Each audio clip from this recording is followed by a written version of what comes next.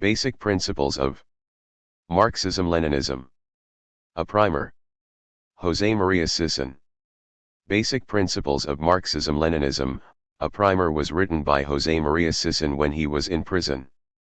After the manuscript was smuggled out, it became part of the mandatory study for new members of the Communist Party of the Philippines, serving as the main study material for the Advanced Party Course, AKP.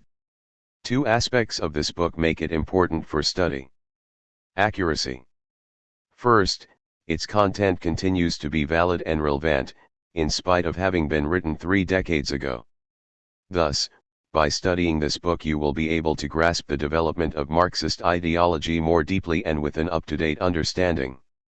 This text was written a few years after the death of Mao, at a time when revolutionary parties who were upholding Mao Zedong thought were still debating the universal validity of those teachings, debates that did not reach the cell where Sison was detained.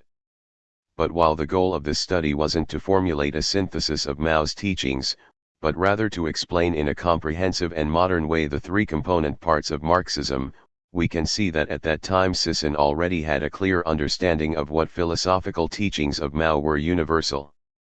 5. Basic Principles of Marxism-Leninism, a primer service to the revolution. Second, the background of how and when this text was written demonstrates the unwavering dedication of its author to serve the revolution. Sison wrote the primer from his jail cell. Arrested in 1977 during the fascist Marcos dictatorship, the military believed his capture and arrest would be the blow to the revolution that could lead to the liquidation of the Communist Party of the Philippines. To that aim, they did everything they could to force its founder to betray the party. In December 2015 the United Nations adopted a resolution commonly known as the Mandela Rules, which define the standard of treatment of prisoners. It explicitly banned prolonged solitary confinement, meaning the isolation of a prisoner for more than 15 days, because modern studies proved that such detention constituted a form of psychological torture. From his arrest in 1985, Sison was held in solitary confinement, with the exception of a few months in 1980 and 1981 when he was reunited in a partial isolation with Julie de Lima, his wife, and water cures. And beatings were routine. All of the regime's measures were in vain, and Sison, trained as a teacher, made use of this time to do everything he could to help to advance the revolution. In the beginning of the 80s, the first ideological confusions born out of right and left. 6. Forward. Opportunism emerged in the CPP confusions that would lead to the Second Rectification movement a decade later. From prison and through his lawyer, Sison wrote and sent out many letters and articles to address and criticize the confusion. He understood that criticism wasn't enough. Comrades needed a more comprehensive understanding of the basic principles of Marxism. It took 2 years to complete this work. The book you hold in your hands is the result of it.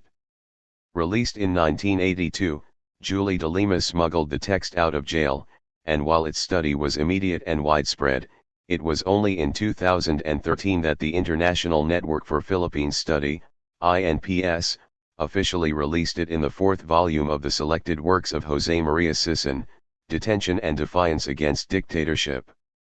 Ongoing study. Studying this primer will help you understand the core of the ideology of today's Marxism. That is, Marxism-Leninism Maoism, and see the world through the lens of class struggle and the dynamics of contradictions. But it's important to keep in mind that this text is, as it is titled, a primer. It takes more than one book to understand our complex ideology, and this book can't replace the study of the works of Marx, Engels, Lenin, Stalin, and Mao.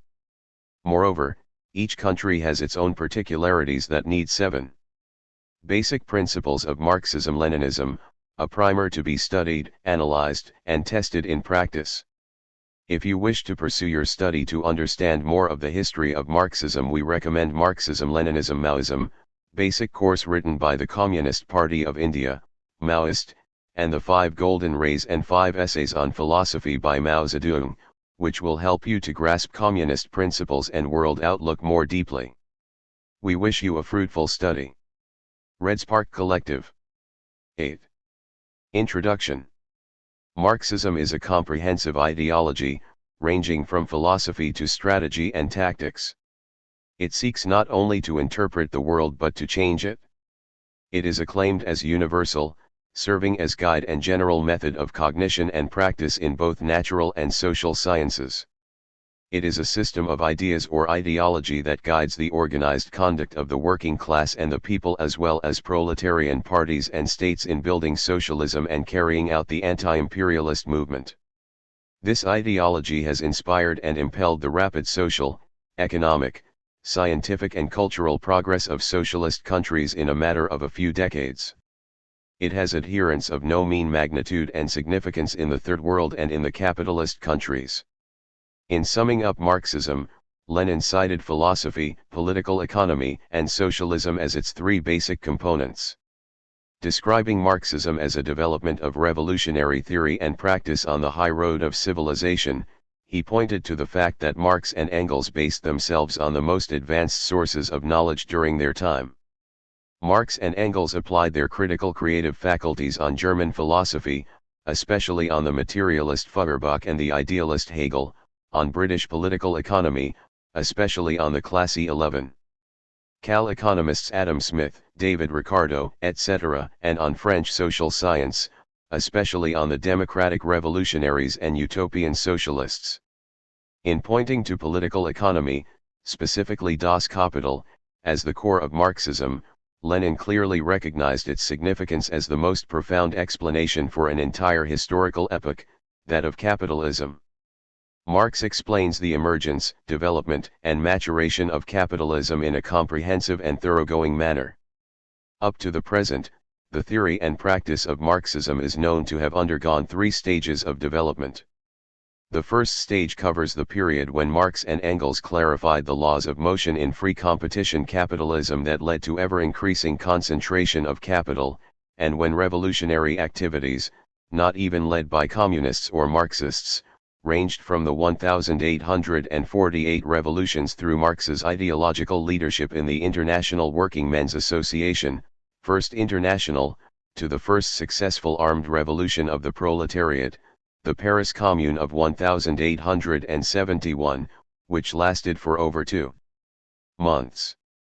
The second stage covers the period when Lenin clarified the growth of capitalism into imperialism and the Bolshevik Revolution won and gave way to the building and consolidation of socialism in one country. Stalin carried on the theoretical and practical work of Lenin for a long period. Introduction. The third stage covers the period when socialism exists in several countries and Mao Zedong thought confronts and clarifies the problem of revisionism and restoration of capitalism in some socialist countries. Even as imperialism and the world capitalist system are in rapid decline, the problem of revisionism has also arisen in socialist countries. Mao put forward the theory and practice of continuing revolution under proletarian dictatorship. It may be observed that although Marxism or Marxism-Leninism is a theory based on the fundamental teachings of Marx and Engels, it is continuously developing, in stride with the ever-changing world and with the particularities of countries. Marxism today is the acclaimed guide to the world transition of capitalism to socialism and, in semi-colonial and semi-feudal countries particularly, the completion of the democratic revolution and transition to socialism. 13. 1. Dialectical Materialism Chapter 1. Dialectical Materialism. Marxist philosophy is otherwise known as dialectical materialism. It assumes that reality is material, constituted by particles, and that consciousness arises and proceeds from matter, and accounts for development or change in terms of the laws inherent to matter as well as the interaction of matter and consciousness, peculiar to man. It may sound redundant and trite to speak of reality as material or as consisting of matter. But we must recall that for long periods in the history of philosophy the Platonic and Augustinian kind of objective idealism held sway and dictated that reality is ideal or consists of ideas and that the material, sensible things are but a reflection and poor copy of that reality. Even in the present scientific milieu there is the view posed by subjective idealism, especially along the line of the empiricist Hume, that reality is but a mental construct of the sense data of the individual human perceiver. there is the denial of the material object of the physical sciences, which object is put at par with the mere belief in the supernatural. A. Materialism. To understand dialectical materialism, let us first clarify its root word materialism. The best way to do so is to clarify the meaning and relationship. 15. Basic principles of Marxism-Leninism, a primer of matter and consciousness in a general manner. At the outset, however, let us make short shrift of the kind of materialism that preachers, reactionary politicians, landlords, and the leading lights of the bourgeoisie often inveigh against but in fact always indulge in. This is supposed to be greed, money grubbing, gluttony and all kinds of selfish vices of which they themselves are guilty. To Marxists, materialism is the outlook and methodology that correctly understands the nature and composition of the universe and the relationship of matter and human consciousness. Matter is a general term that embraces things constituted by particles, existing in certain modes and measurable in space and time. It is the physical object of human perception and cognition. Consciousness ranges from sensations to thoughts or ideas. Matter is the source and basis of consciousness. Consciousness is the product and reflection of matter. It is in this sense that we begin to speak of matter as being primary, while consciousness is secondary. Thought itself is an electrochemical phenomenon emanating from specially arranged matter called the human brain. But, while thought is secondary to matter, it is the highest product of matter. Insofar as it is correctly reflective of the laws of motion in matter, it is capable of interacting with and transforming things faster than nature can. On 16. 1. Dialectical materialism, its own without human intervention. Unlike mechanical materialism, which reduces things and processes to the laws of mechanics, Marxist materialism stresses the comprehensive capability of man in transforming nature and society. It guides and integrates the advances made by natural and social sciences. Whether we refer to common-day experience or to geological history, matter precedes consciousness in time. Before we can venture to think or speak of anything, we assume the existence of the thing that is the object of our interest. Natural science shows that Homo sapiens or cognitive man is only some 50,000 to 60,000 years old. 1. The Earth was bereft of human consciousness and yet this planet existed. One can only be astounded by the enormous amount of time involved in the sequence of inorganic matter, organic matter, and the differentiation of flora and fauna down to the differentiation of the hominid, man-like ape, and Homo sapiens. We can therefore easily assert that matter can exist independently of consciousness while the latter cannot exist independently of the former. When Marxists refer to objective reality, they speak of things as existing independently of whatever one may think. Available fossil evidence and testing instruments and techniques have so far put the figures back to some 200,000 years ago. Editor. 17.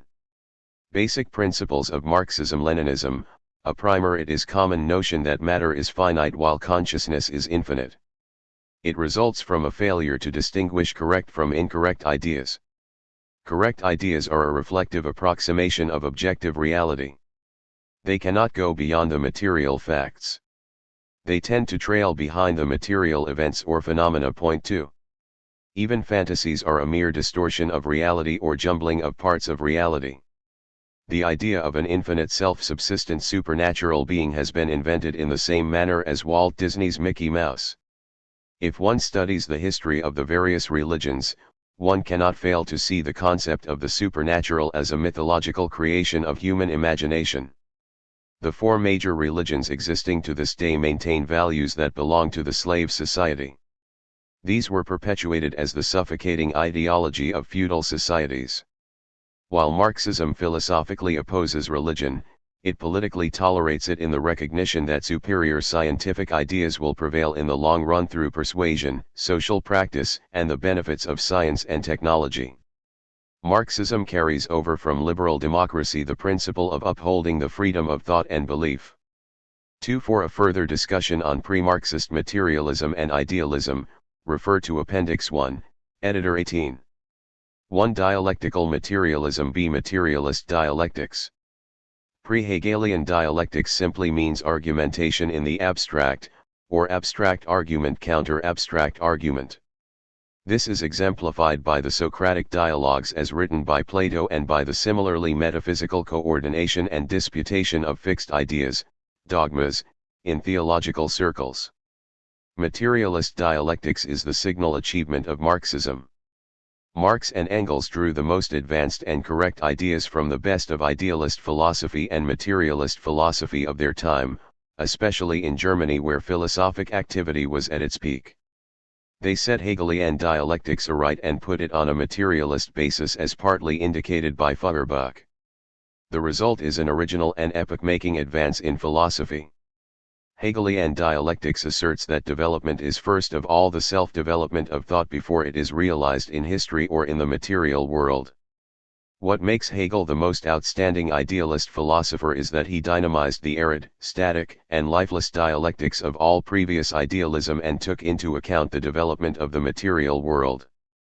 Feuerbach correctly pointed out that ideas are merely the sensuous reflection of the material world in human perception. He fell short of the Marxist comprehension of the endless interaction. 19. Basic Principles of Marxism-Leninism, a primer between cognition and reality and the capability of man for critical revolutionary activity. While it may be said that Marx and Engels put Hegelian dialectics on a materialist basis, they did not simply adopt his formula of thesis, antithesis, and synthesis, which ends up in synthesis as final perfection. But rather they asserted that change is an endless process because anything at any stage always consists of contradictory aspects. The most fundamental meaning of Marxist materialist dialectics is that things by their very essence are in the process of constant change. So Marxists say, nothing is permanent except change. But this does not mean that the things of nature change only by themselves without human direction and participation. It is precisely because of man's increasing scientific understanding of and mastery over nature and his society that the processes of change can be directed and hastened. Materialist dialectics or the law of contradiction is the law of motion inherent in matter, springs from the differences and interaction of things, and operates in a two-way interaction of matter and consciousness. The materialism of Feuerbach one-sidedly took into account only the one-way reflection by human perception of material reality. In the philosophical writings of Marx and Engels, three laws of dialectics can be drawn. These are, 1. The law of the negation, 2. The law of the interpenetration or unity of 20. 1. Dialectical materialism opposites, and 3. The law of quantitative to qualitative change. The first law means that things run into their opposite in the full course of development. For instance, capitalism started as free competition, in contradiction with mercantilism but has eventually become monopoly capitalism. The second law means that in everything there are two opposite aspects. One is the principal aspect that determines the basic character of the whole thing. The other is the secondary aspect which is needed by the principal one but which continuously struggles to assume the principal position. For instance, the capitalist class and the proletariat are in the same thing, the capitalist system. They need each other and at the same time struggle against each other in the course of development. Insofar as everything, including capitalism, comes to pass, the struggle of the two classes is permanent and absolute, while their unity within the same system is temporary and relative. The third law means that change may at first be conspicuously quantitative or incremental, but a point is reached at which the rise in quantity results in what is called a qualitative leap.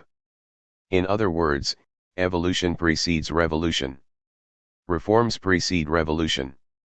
The three laws of dialectics are interrelated and integral, and may be summed up into the law of 21. Basic Principles of Marxism-Leninism, a primer contradiction or the law of the unity of opposites.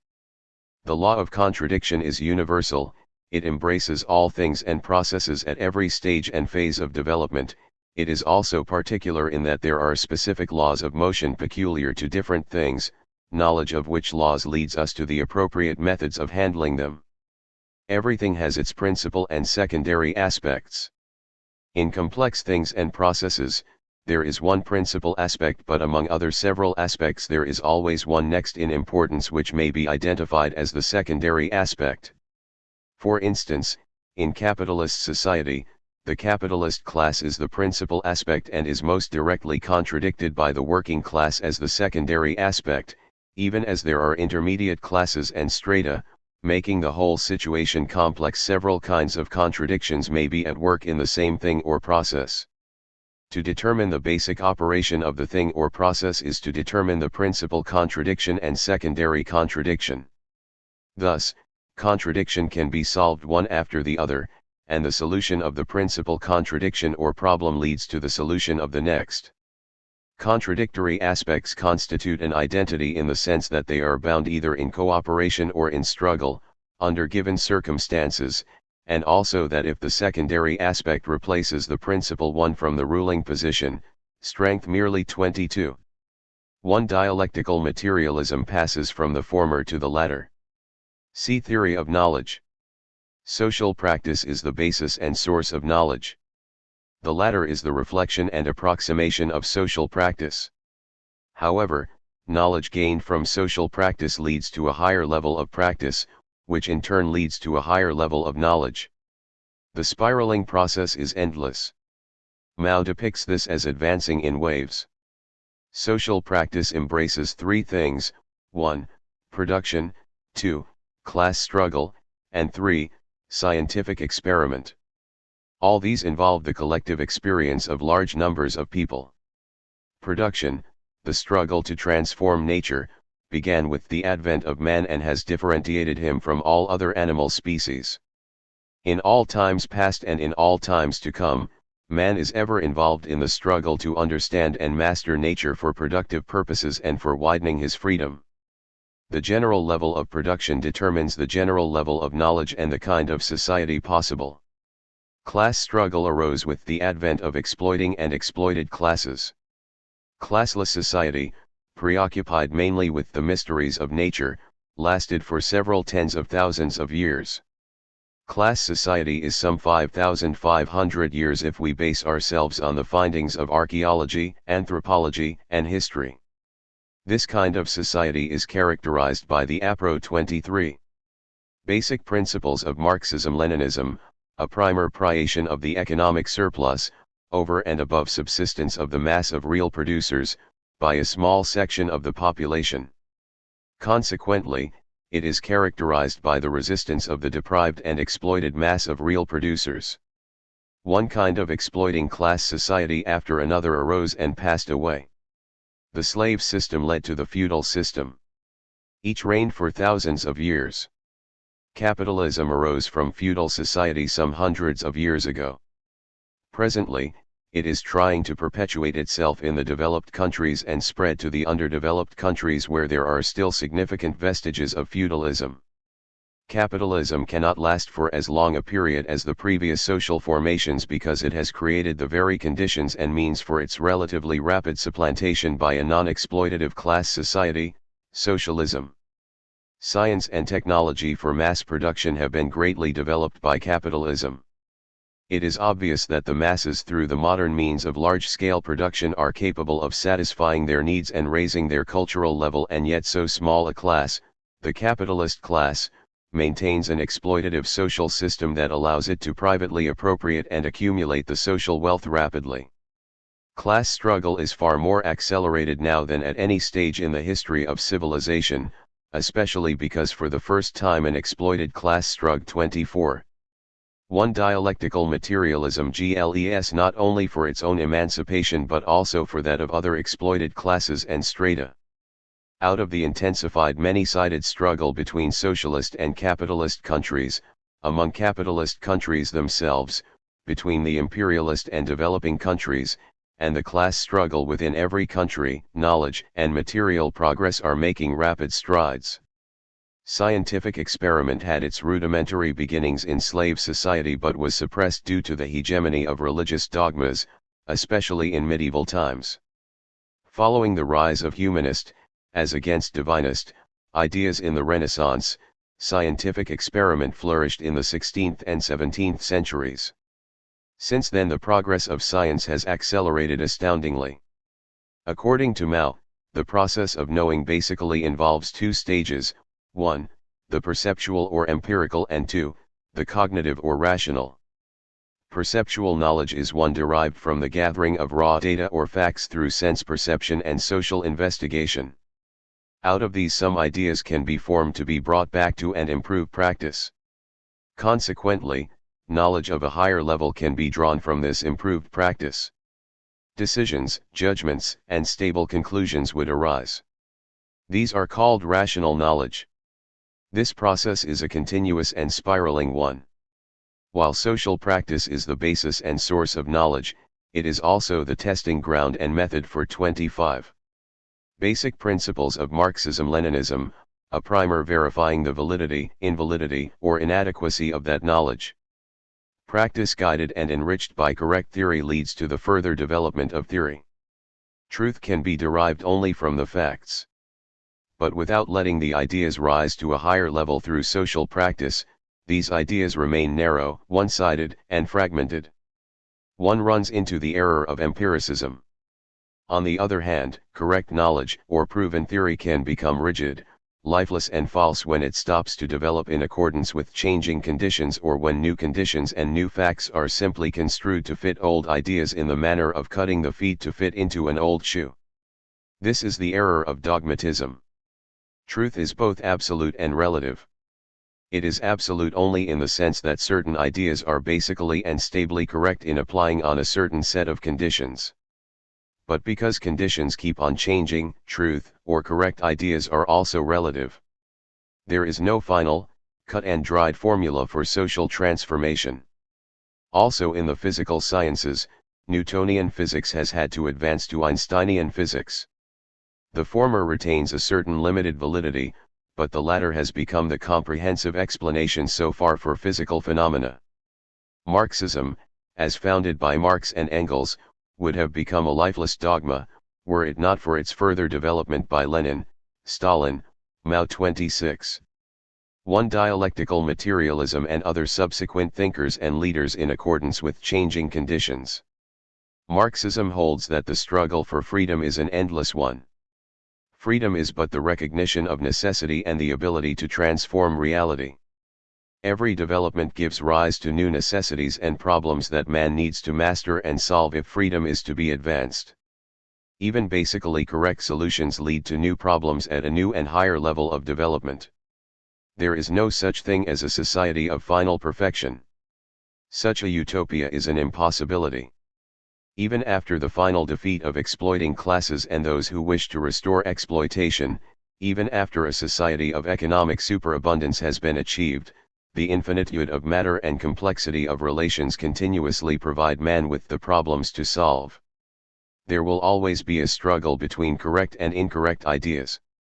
A society of perfect harmony would mean the end of humanity. Man would die of boredom and stagnation. Anti-communists do not actually speak of Marxism when they say that communists, in wanting to eliminate poverty and social inequalities, are advocating an impossible utopia where man would cease to be challenged and to take initiative to widen his one freedom. As envisioned by Marxists, socialism is a whole historical epoch that results in the elimination of private ownership of the means of production and 27 basic principles of Marxism-Leninism, a primer: the withering of the state as a violent, coercive instrument of class rule. But even as communism will be rid of class exploitation and oppression, there will be public authorities and there will be friendly competitions between individuals and groups, not in terms of profit-making or the rat race of the salariat, but in terms of serving the entire people and achievements in science, arts, literature, technology, etc. Man, as we know now in overwhelming numbers, will be lifted from being preoccupied simply with earning his daily subsistence and will have abundant opportunities for social service and dignified self-fulfillment. Historical materialism may be briefly defined as the application of dialectical materialism on the study of the various forms of society and their development from one form to another. It focuses on that part of nature or material reality where the conscious, social activity and development of man is involved. It delves into the social sciences, rather than into the natural sciences. Historical materialism studies and deals with the fundamental terms of the existence of societies and their social development. It seeks to comprehend the material base and superstructure of any society and the interaction between the two, while a certain form of society exists and carries the potential or is in the actual process of changing or being changed into another form. It links dialectical materialism to political economy and other aspects of social study. Historical materialism uncovers and shows the most essential laws of motion that operate in all and in each of human societies and that govern their development, from their initial growth through maturation to decline and either replacement by a new and higher form of society or retrogression to a lower one. In the entire life of mankind so far, there have arisen several forms of societies in a generally ascending order. Chronologically and progress 29. Basic principles of Marxism-Leninism, approximatively, these are, 1. Primitive communal society, 2. Slave society, 3. Feudal society, 4. Capitalist society, and 5. Socialist society. Communist society, a classless society, is projected by Marxists as the form of society that would eventually follow socialist society. We shall follow mainly the historical experience of Western Europe because this is where capitalism and socialism appeared for the first time in a series of social transformations. A. The material base of society. The material base of society is its mode of production or economic system. This consists of the forces and relations of production.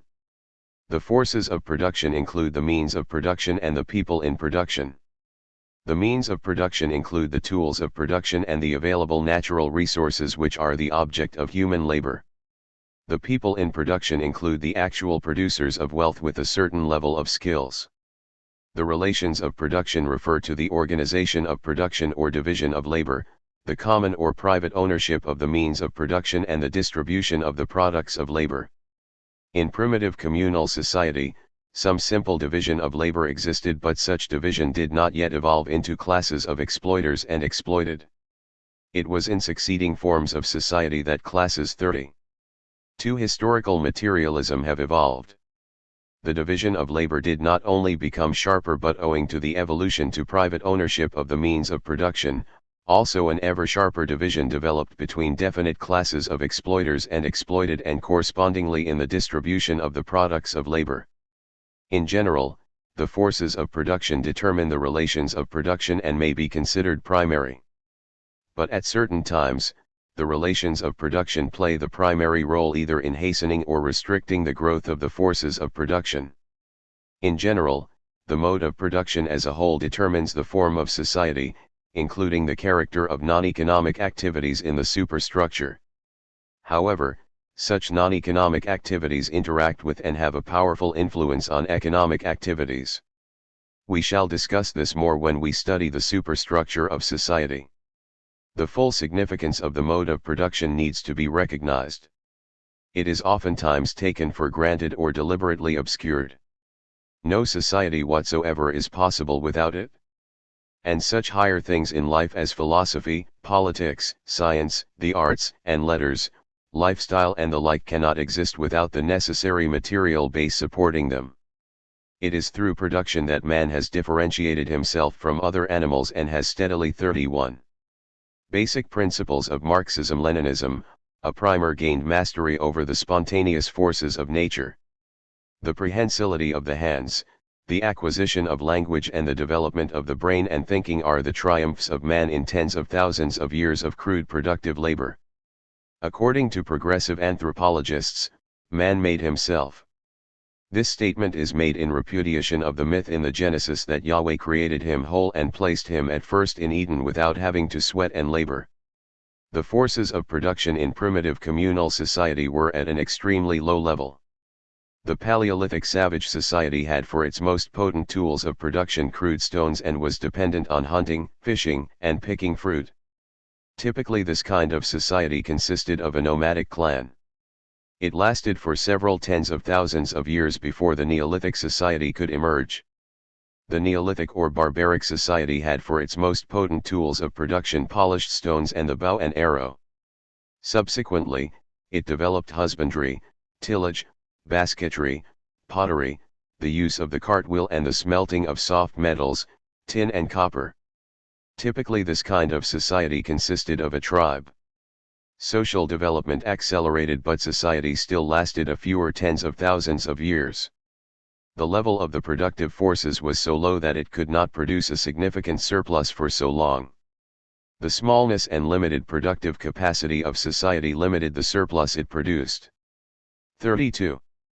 To historical materialism, the surplus product was not sufficient for a part of society to be able to form itself into an exploitative class to appropriate and increase that surplus. Stones as tools of production were available to everyone, and it was impossible for any class to gain exclusive ownership or control over them.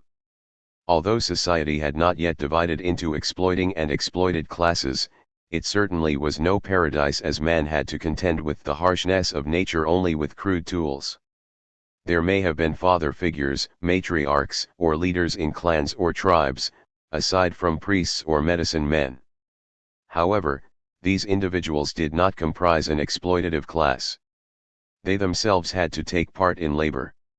It took some 50,000 or 60,000 years before civilization emerged, with the slave society as its first form.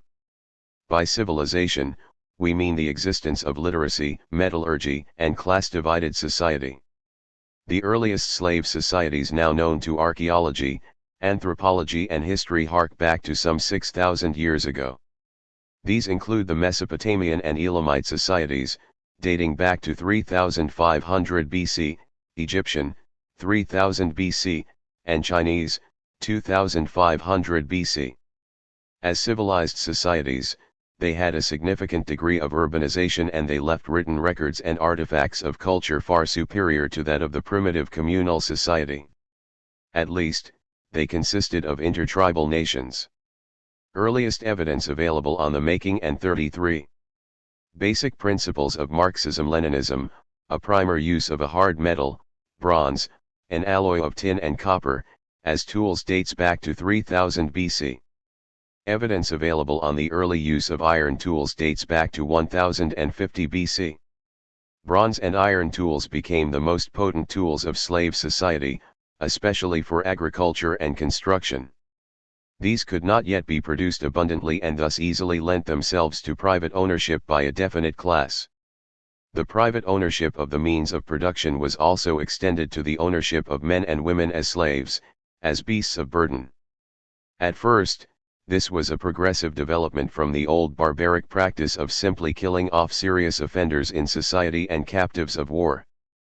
But eventually the ruling class in society made it a systematic and sustained practice to turn more men into slaves until these became a major means of production in society. The Hebrew society that we know from the Old and New Testaments of the Bible was a slave society. So were our sources of ancient classical learning, the Athenian city-state and the Roman Empire. The basic classes in these societies were the slave-owning aristocracy and the slaves. The economic needs of society were in the main produced by the slaves, and the slave-owning aristocracy lorded over society. In slave society, there were also the non-basic or intermediate classes like artisans, free-holding peasants, the plebeians, the merchants, and intel 34. To historical materialism, Legentia. Just as the slave society could arise only on the basis of the productive level achieved in a barbaric society, so did the feudal society on the basis of that achieved by slave society. It took some 4,000 known years of slave civilization before feudal societies came into full existence in the Middle Ages in Europe. In China, it took 2,000 known years of slave civilization before the feudal society emerged. Upon the breakup of the Roman Empire, under the onslaughts of revolts by slaves and subjugated nations and peoples, feudal societies emerged in Europe. With land as the principal means of production, the relations of production between slave master and slaves transformed into those between landlord and serf, with the former in control. The slave became the serf. He could no longer be bought or sold like a beast of burden, nor be subject to extremely arbitrary laws which easily cost him his life. But he was bound to the piece of land assigned to him and could not leave it unless allowed by his lord. he was obliged to pay rent to his lord. Agriculture and husbandry greatly expanded in feudal society. Metal tools for clearing the forest and tilling the soil became more available. Deep plowing, intercropping, fallowing, more efficient use of draft animals and improved irrigation were adopted. 35. Basic principles of Marxism-Leninism. A primer. In the early period of feudal society, the serf was given the illusion of owning the piece of land he tilled, especially when he was the one who cleared it. Thus, he was encouraged to put more land to tillage. He paid rent in the form of labor service, by devoting certain days of the week to work on the land of his lord. Subsequently, land ownership slipped away from the serf through various devices. The distinction between land owned by serf and lord was erased and the serf was obliged to pay rent in the form of crop share. In the later period of feudal society, land rent in the form of cash was increasingly adopted as the bourgeoisie increased its role and influence in the relations of production. The growth of agriculture encouraged the distinct growth of the handicrafts, which included the production of agricultural implements, cloth, and the like. Towns emerged as distinct centers of handicraft production and centers of commerce between the products of the town and the village. The handicraft stage of bourgeois development, characterized by the guild as a form of organization, gave way to manufacturing. No longer was a complete product made by a few men in the same small shop, but a large group of men would be devoted to making only a single part of the complete product day in and day out. The relations between the guild master and artisans was replaced by the manufacturer and a mass of work. 36. 2. Historical materialism is put in line according to a high degree of a division of labor. The advance of manufacturing, though still based on handicrafts, made the bourgeoisie a wealthy class, influential as the moneybags in the royal court. As early as the 16th century, it was obvious that the needs of the king for funds to carry out wars to consolidate his power coincided with the needs of the bourgeoisie for a secure market. Also, their interests coincided in colonial expeditions. The scientific advance in mechanical physics from the 17th century onwards gave way to technological inventions which promoted manufacturing in an unprecedented manner in the 18th century. The best known of these inventions were the steam power and the spinning jenny.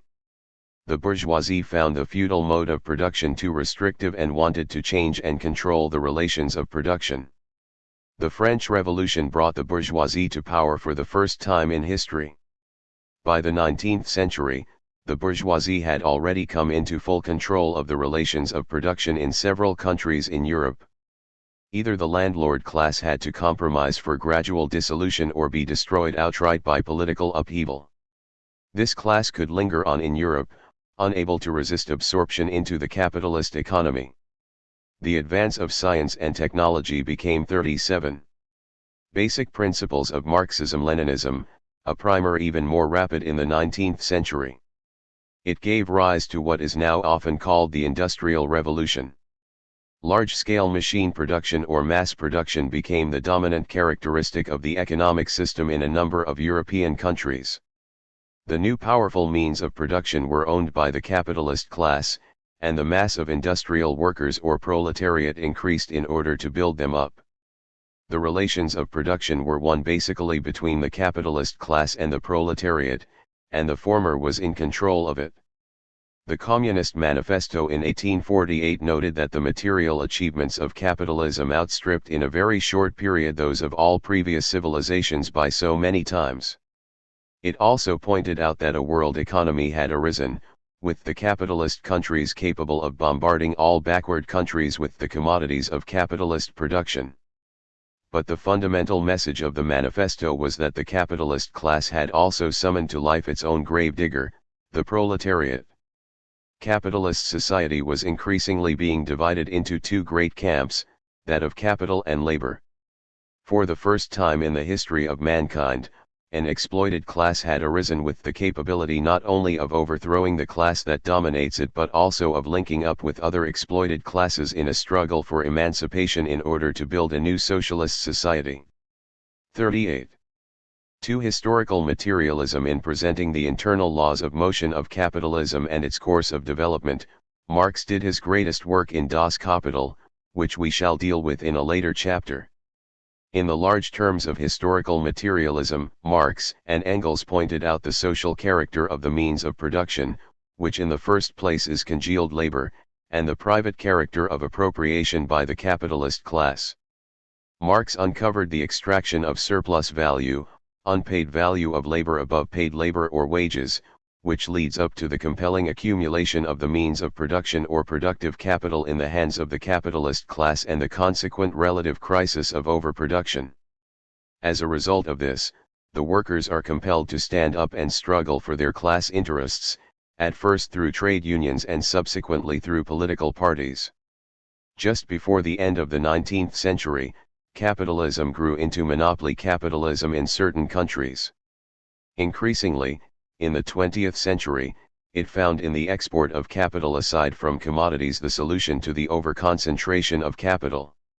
It was Lenin's turn to study and explain this new phenomenon, which he called modern imperialism, the highest and final stage of capitalist development.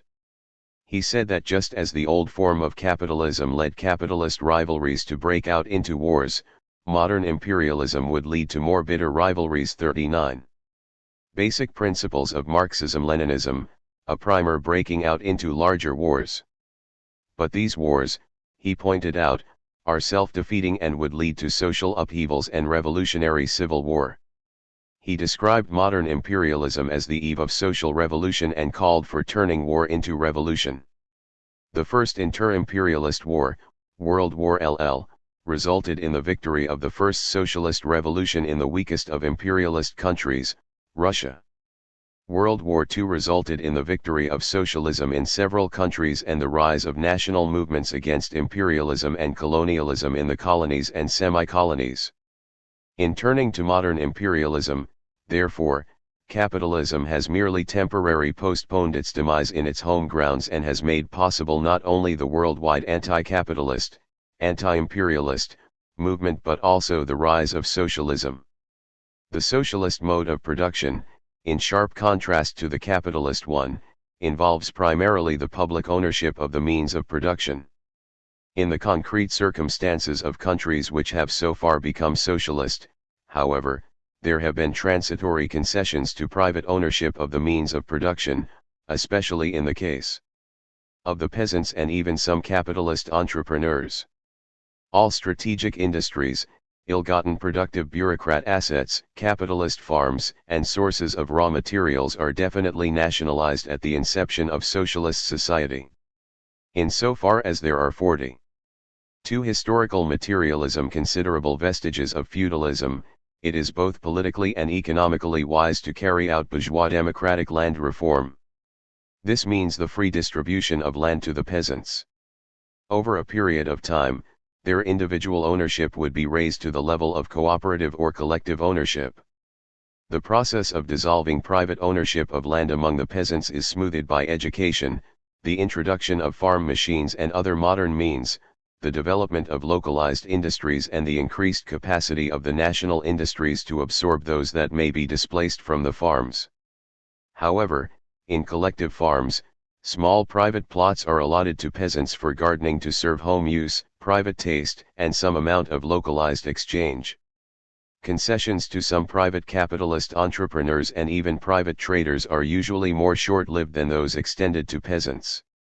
These concessions are extended on varying considerations, depending on the concrete conditions. At any rate, the most important economic reason is that entrepreneurial and professional skills and widespread small trading facilities continue to be useful. After all, the commanding heights of the economy are already socialist. It is only a foolish leadership that encourages the expatriation of people, especially when these have skills to contribute. Communist society is still too far away for any 41. Basic Principles of Marxism-Leninism, a primer dialectical and historical materialist to be able to work out its details.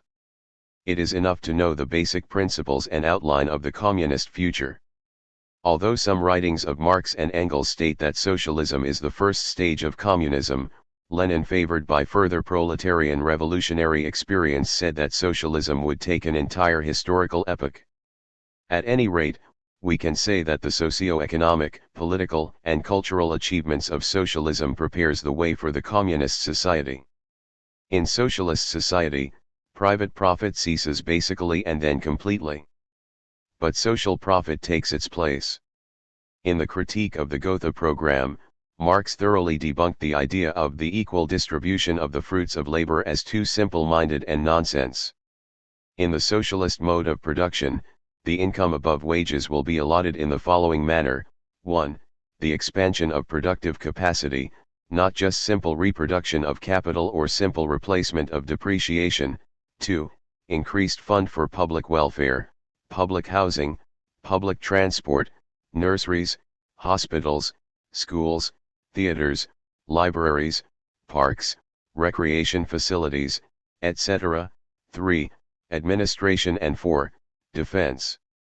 Private profit that under current circumstances is frozen in unproductive assets or wasted on luxurious, conspicuous spending by a few shall cease to exist. So shall unnecessary and bloated costs of administration, like excessive salaries, allowances 42. 2. Historical materialism and bonuses for the bosses and the unnecessary costs of private economic competition and bankruptcies. The possibility of the communist society lies in the awesome capacity of the modern means of mass production, hastened by the cumulative progress of science and technology and unfettered by the motive of private profit, in the steady increase of the real wages or the purchasing power of the workers, and in the rapid expansion of public welfare facilities. The work time can even be reduced to allow people to engage in more cultural and other worthwhile activities and thus become well integrated. Thus, work itself ceases to be a drudgery and becomes a joy. The high-tech productive capacity of the imperialist-dominated world today is enough to wipe out poverty. But the wealth created by the people is taken away from them through the exploitative relations of production obtaining. Myths of scarcity and limits to growth are also spread, and the environment is ravaged for the purpose of private profit.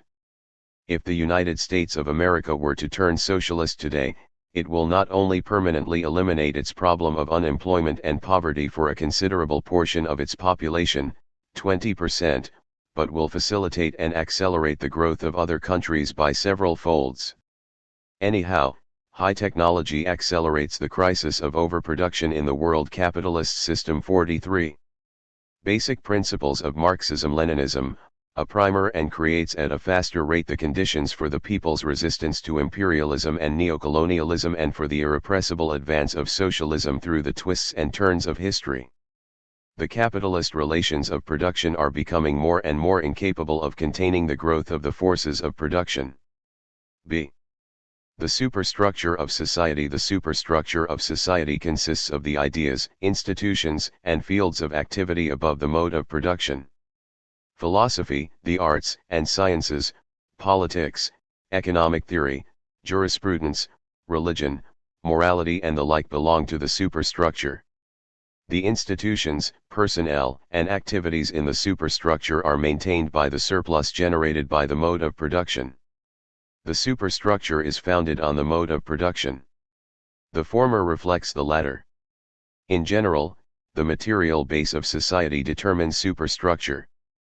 Thus, the level of cultural development and the dominant currents of thought in a society are expressive of the basic mode of production. While it may be said that the mode of production is primary to the superstructure, Marxism goes further to state that they interact. At certain times, the superstructure can restrict the growth of the mode of production. And at other times, the former can hasten the latter. Just as reactionary ideas can linger on in the superstructure, Progrès 44. 2. Historical materialism. Civ ideas can arise in it ahead of the actual transformation of the mode of production. The contradictions in the mode of production are reflected in contradictions in the superstructure, and the latter influence the former. Marxism encompasses the complexity and dialectical relations of the mode of production and superstructure. It shuns economic determinism, the one-sided dictation of the economic system on the superstructure. Of all institutions and organizations in the superstructure of a class society, the state is the highest form. It is the most powerful and most comprehensive. It claims the obedience of all inhabitants within its territory, and it has the means to enforce that obedience. Defenders of the bourgeois state present it as a superclass instrument for the general good and often quibble about the forms of government in order to obscure the class character of the state. Thus, the Athenian slave state is simplistically referred to as the cradle of democracy simply because at certain periods the General Assembly or Representative Assembly of slave-owning aristocrats and freemen held sway instead of an autocracy or oligarchy at the helm of government. Completely obscured is the essential fact that this so-called democracy was the rule of the slave-owning class over a great mass of slaves and other people. In this regard, an ecclesiastical chapter in the 45 Basic Principles of Marxism-Leninism, a primer Middle Ages might as well be called a democracy. Along this line, many bourgeois historians actually call the Magna Carta of the 13th century a milestone of democracy. In this document, the feudal monarch of England pledged himself to consulting with the feudal barons before imposing new taxes. To the Marxists, the most important consideration in characterizing a state is what class rules. To them the state is the special instrument of class coercion over another class in order to realize a certain kind of society. It is the institution in the superstructure which preserves the relations of production in the material base of society. It consists essentially of the army, police, the courts and the prisons, the very same apparatuses that the bourgeois political theorist would point to as the guarantee to law and order for the common good. The state arose with exploitative class society. In the long period of primitive communal society, there was merely the authority of the clan, tribal leader, or council of elders. The community was so small that the leaders or elders were close to their followers and together they could easily make decisions whenever they wanted to. Contrary to the idyllic presentation of primitive society, the leader could at times be abusive. But certainly he was not yet the representative of any ruling exploitative class. All menfolk were warriors in the interest of the community, and normally there was no special 46. 2. Historical materialism, body of men performing military duties full-time. There were simply no means of production yet which could be monopolized by any class. There was simply no surplus product to take away. The whole community had to struggle together for bare subsistence. Considering the extremely low level of its mode of production, the primitive communal society had a very crude kind of superstructure. Apart from their practical thoughts related to production, the primitive people had superstitious beliefs ranging from animism and magic through ancestor worship to polytheism, and made uncomplicated rhythmic melodies and flat, childlike drawings. They were not literate. The society could not generate the surplus product to support special bodies devoted to various fields of activity besides the simplest division of labor in economic production. As we go further to discuss the superstructure of the various forms of society, take note that we seem to set one form of society from another absolutely. This is so because our main interest now is to present the basic characteristics of each type of superstructure. When we deal with social transformation, we shall give due attention to the fact that the embryo of a later form of society is necessarily found in a preceding form of society. This is true with regard to both mode of production and superstructure. 47. Basic Principles of Marxism-Leninism, a primer. The slave-owning class built the state for the first time in civilization. Whether there was tyranny, autocracy, or a representative assembly of slave owners at its helm, the slave state maintained the relations of production whereby the slave masters dominated the slaves. This was true from the most ancient Oriental civilizations down to the Roman Empire.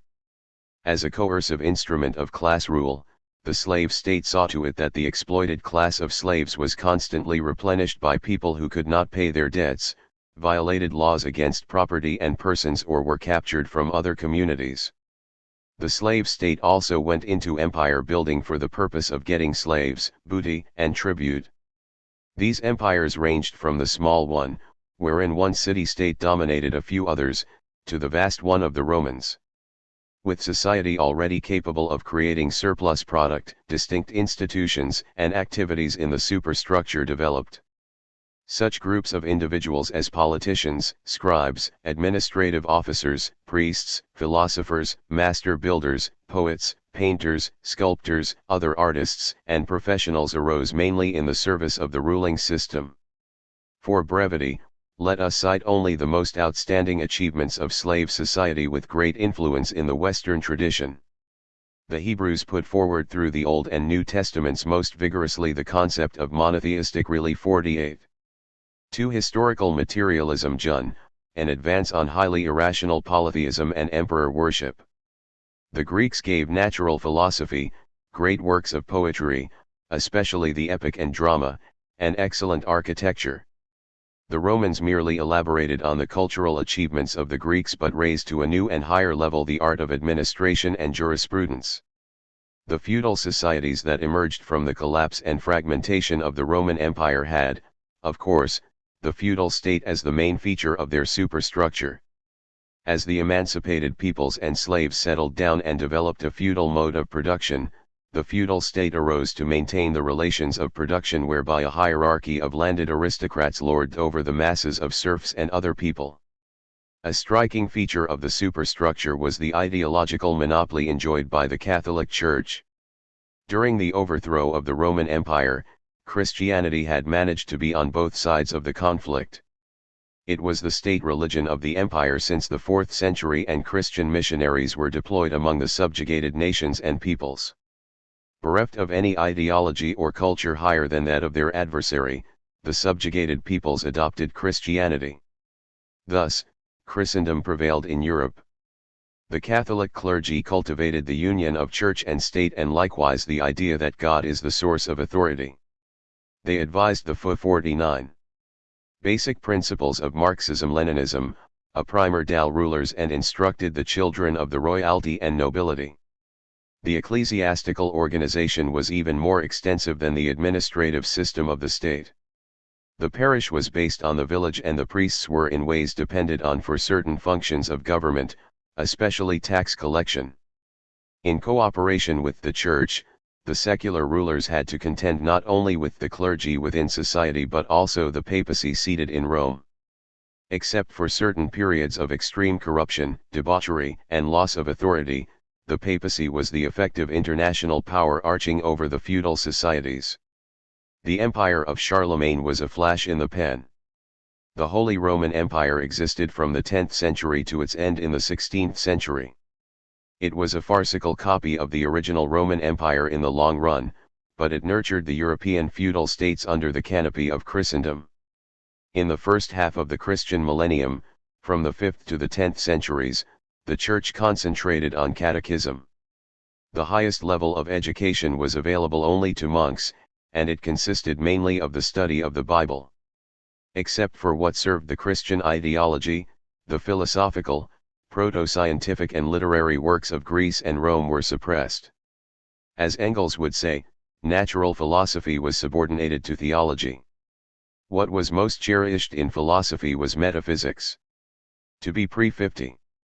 2. Historical materialism sees, only the Augustinian adaptation of Neoplatonism, Plotinus, was propagated until the late 13th century. Thomas Aquinas made an adaptation of Aristotelianism on the basis of secondary materials, the commentaries of the Islamic scholar Averroes. No university existed in Christendom until the University of Paris was established in the 11th century. But the main fare was still theological and metaphysical. More advanced secular learning and ancient classical learning were available either in the schools of Islamic Spain, Norman Sicily, or scholarly circles in Constantinople.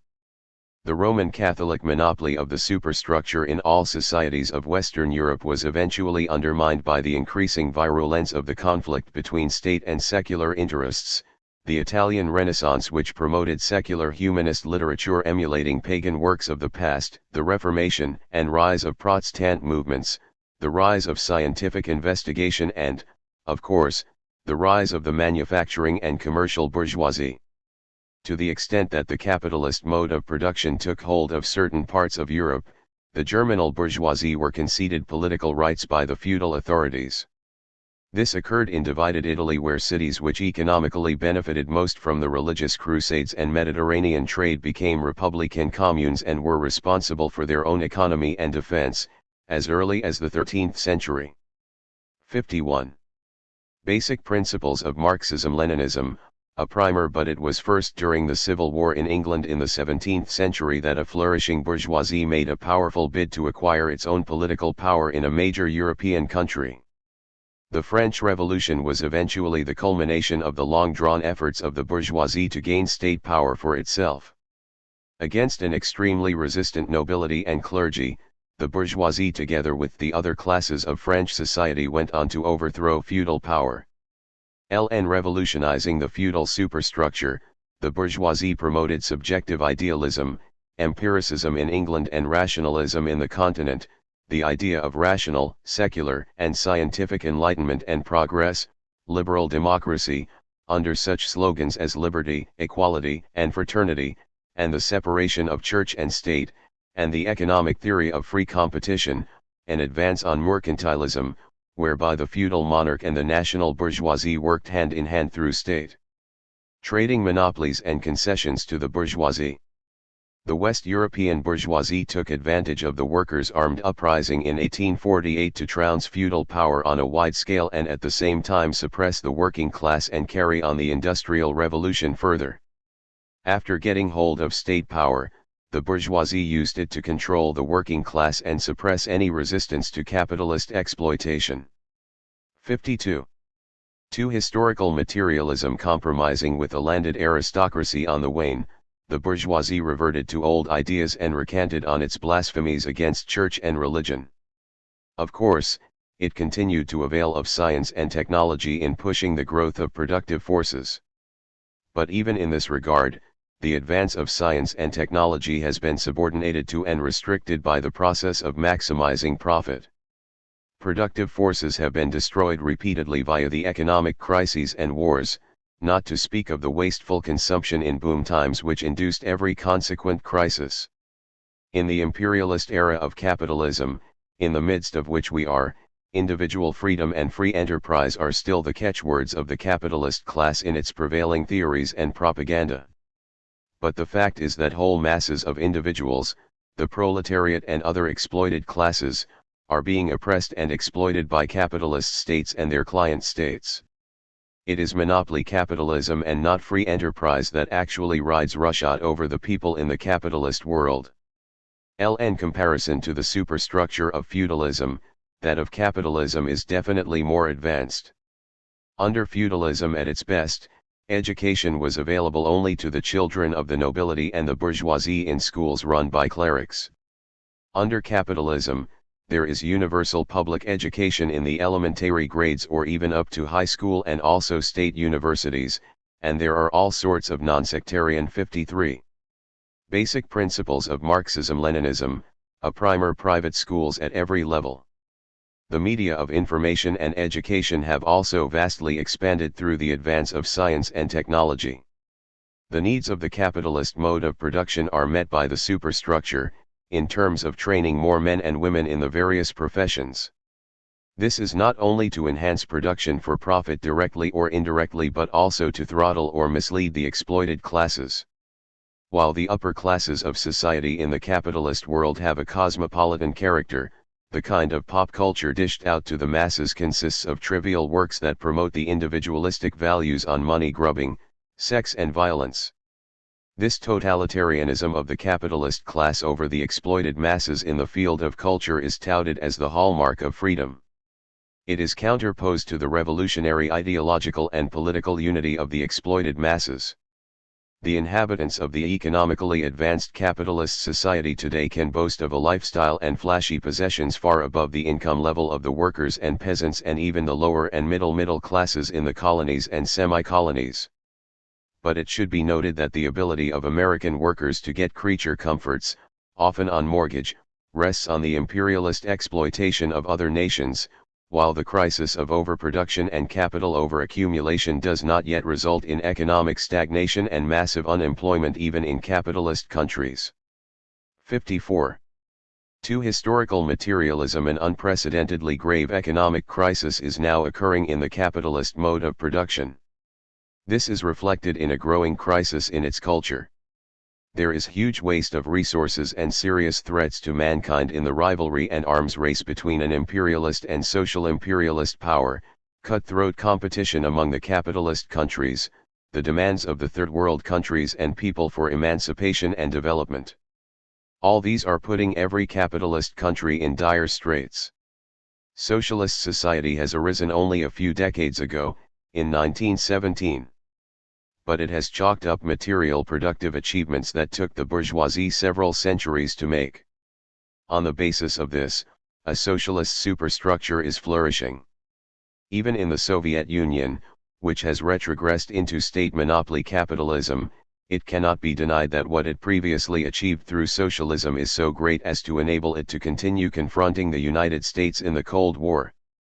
Socialist societies have so far arisen in countries with a backlog of feudalism.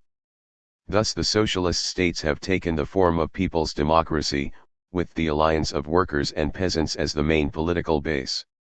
At the same time, proletarian dictatorship is exercised to disempower the exploiting classes. It is proletarian, Marxist ideology, politics and organization that prevail, even as bourgeois democratic reforms like Land Reform 55. Basic principles of Marxism-Leninism, a primer, have to be undertaken for a while in a period of transition. The Communist Party is the chief propagator and applicator of Marxism in a socialist society, and it is preeminent in the socialist state because it has been the leader in the transformation of the old society and in the continuing proletarian revolution. Thus, in China until today, various non-communist parties and associations continue to exist and are represented in the People's Consultative Council and the National People's Congress.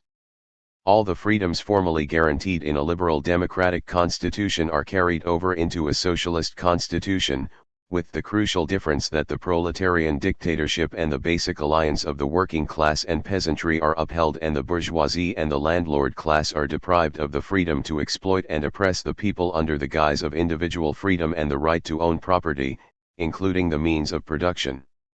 While the people achieve real freedom, only a comparatively small number, a handful, of exploiters and counter-revolutionaries lose or have their freedom restricted according to their political or criminal culpability. Unlike the bourgeois state, the socialist state frankly admits that it is a class dictatorship against its class enemies, even as it is the democratic instrument of the people. Freedom of thought and belief is respected in 56. 2. Historical materialism. Socialist countries. Marxism maintains the scientific and optimistic view that correct ideas emerge through debate and democratic persuasion and through social practice where the ideas are tested and verified. Within the Communist Party, no line or policy is adopted without democratic discussion. In society at large, the freedom to espouse any idea or belief is wider, short of any overt act of violence against the socialist state and counter-revolutionary effort to restore the exploiting classes to power. The materialist scientific outlook of Marxism is conducive to the rapid advance of science and technology, not for the sake of private profit but of social profit. What happens in the first place in the socialist transformation of the means of production is the removal of fetters imposed on them by the selfish and narrow interests of the exploiting classes. Thus, we are witness today to a China, extremely backward only 3 decades ago, fast approaching the most advanced standards of science and technology for agriculture, industry, and defense. The quality of life of the large masses of workers and peasants improves in accordance with the expansion of socialist production. Education at any level is open to the workers and peasants and their children without any cost. The new heroes of the culture are revolutionary workers, peasants, soldiers, and intellectuals. New values run through 57. Basic principles of Marxism-Leninism, a primer. The works of arts and letters. At the same time, learning from the past and from abroad is encouraged to serve the present needs of the socialist society. Socialism as a form of society is still relatively new, but its achievements in both material base and superstructure are already gigantic. It will take an entire historical epoch before it passes on to communism.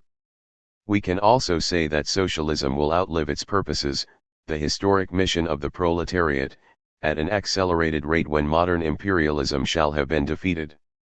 The withering of the state is pointed to by Marxists as the most decisive characteristic of the transition of socialism to communism.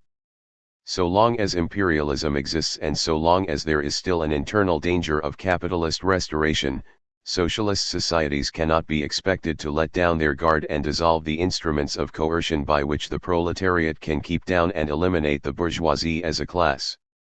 Those who are capable of thinking only in terms of pre-socialist state power cannot imagine how the state could ever be dissolved. They call this impossible and utopian.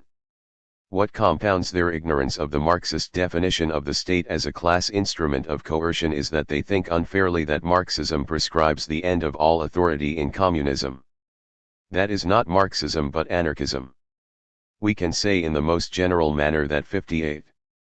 To historical materialism some authority will still exist in communist society. But it will certainly not be an authority with coercive apparatuses for the private gain of any exploitative class or group. Even at its early stage, socialism has already demonstrated that there can be a kind of state which still uses the coercive apparatuses against its enemies but which has put an end to productive and social relations whereby a few belonging to a narrow class can exploit masses of people belonging to another class. Given more time, socialist society can generalize the level of living and education of the present upper middle class. If such were the condition of the people in the whole society, is there any need for the instruments of class coercion? Crimes against property because of economic want will go down to zero. Most crimes and legal cases today relate to property and poverty. The long period of socialism will create not only the economic conditions but also those social, political, and cultural relations that will make a classless society, communism, possible. See social transformation. Revolution. A society is ripe for a radical transformation when the forces of production have grown to the point that they can no longer be contained by the relations of production obtaining. In a manner of speaking, the integuments of society are burst asunder. The socio-economic crisis leads to a polity 59. Basic principles of Marxism-Leninism, a primer cal crisis in which the ruling class is unable to rule in the old way. The people are desirous of revolutionary change and there is a revolutionary party strong enough to lead the revolution. Under these conditions, the struggle between the ruling class and the ruled class intensifies. The ruling class tries to preserve the outmoded relations of production and mollify or suppress the ruled class. The latter is determined to overthrow the ruling class and seeks to change the old relations of production. The class struggle rises from the mode of production to the superstructure and the whole of society. The ruling class tries to make use of the superstructure, especially the state, in order to preserve the outmoded relations of production. Likewise, the ruled class tries to make use of anything it can in the superstructure and hasten to create the political and cultural means in its favor. Thus, the superstructure becomes a field of class struggle. In the course of class struggle, reforms or revolution may occur. Under certain circumstances, the relations of production may still be adjusted and concessions granted to the ruled class. Or the ruling class may simply refuse to make reforms, even when still possible, and thus provoke a revolutionary upheaval that takes the form of armed revolution by the ruled class. Conditions may also reach such a point that mere reforms would no longer suffice to preserve the relations of product 60. To historical materialism. The ultimate weapon of any ruling class in order to retain its class rule is the state as an instrument of coercion. It is openly used to repress the ruled class when all assuasive means such as the parliament and other civil institutions fail to appease the ruled class. In the face of flagrant armed repression by the state, the ruled class is induced to resist and organize its own revolutionary party and armed force. If the ruled class does not fight, it continues to be dominated by an outmoded relations of production and by the state power of the exploiting class. But the tendency of the ruled class to struggle for its own rights and interests will still be there. If the ruled class chooses to fight and organizes an armed force, it is determined to change the relations of production and establish a completely new society. The outbreak of an armed revolution depends on the objective conditions in the mode of production and how the two sides in the class struggle consciously maneuver in the use of the superstructure. It is also possible for the leadership of the exploited class to be co-opted or defeated by the ruling class for some time so that the coup-ting or winning class, the ruling class, can arrange the relations of production either by way of further reaction or a series of reforms to reinforce reaction. Reformism rejects the theory and practice of social revolution, especially that which entails 61 basic principles of Marxism-Leninism, a primer: the armed overthrow of the reactionary state. It is a system of thought that insists on pursuing an indefinite series of reforms to improve the incumbent exploitative and oppressive class society. History has shown that, independent of the wishes of the reformists, the political crisis in a capitalist society can lead to the inciting moment that triggers the acceleration and climax of the revolutionary process of seizing political power. It has also shown that in an underdeveloped and semi-feudal society, with a large peasant population, the chronic socio-economic and political crisis provides the basis for a protracted people's war of encircling the cities from the countryside. In Marxism, the armed seizure of political power by an oppressed and exploited class is the central task of revolution and is the necessary prelude to all-round social revolution.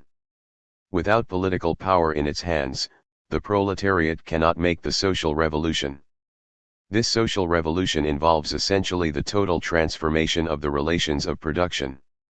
It also involves a prolonged process of totally transforming the superstructure, making it correspond to and thereby enhance the relations of production. The historic revolutionary mission of the proletariat is not limited to an armed seizure of power.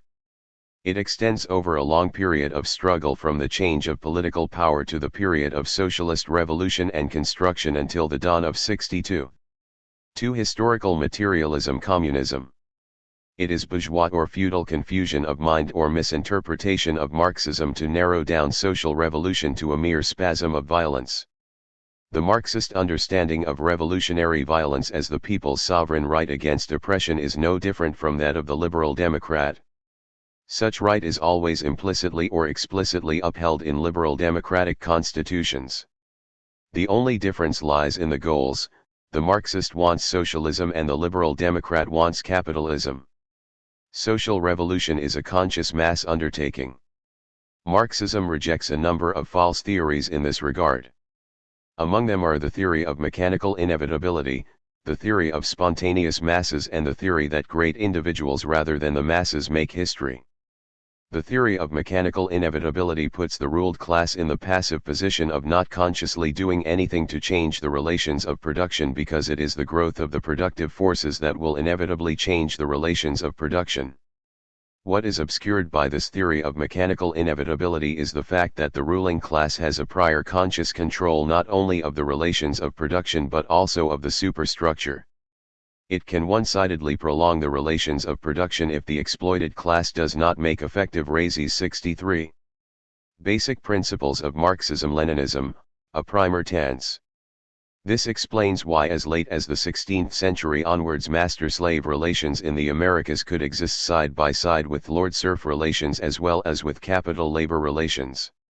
Until now, there are still remnants of primitive communal, slave and feudal societies in the most backward parts of the world.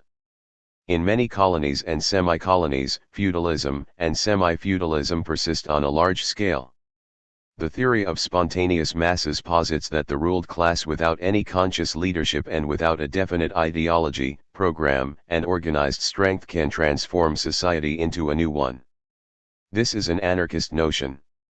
It again obscures the prior ruling class control of the relations of production and the superstructure.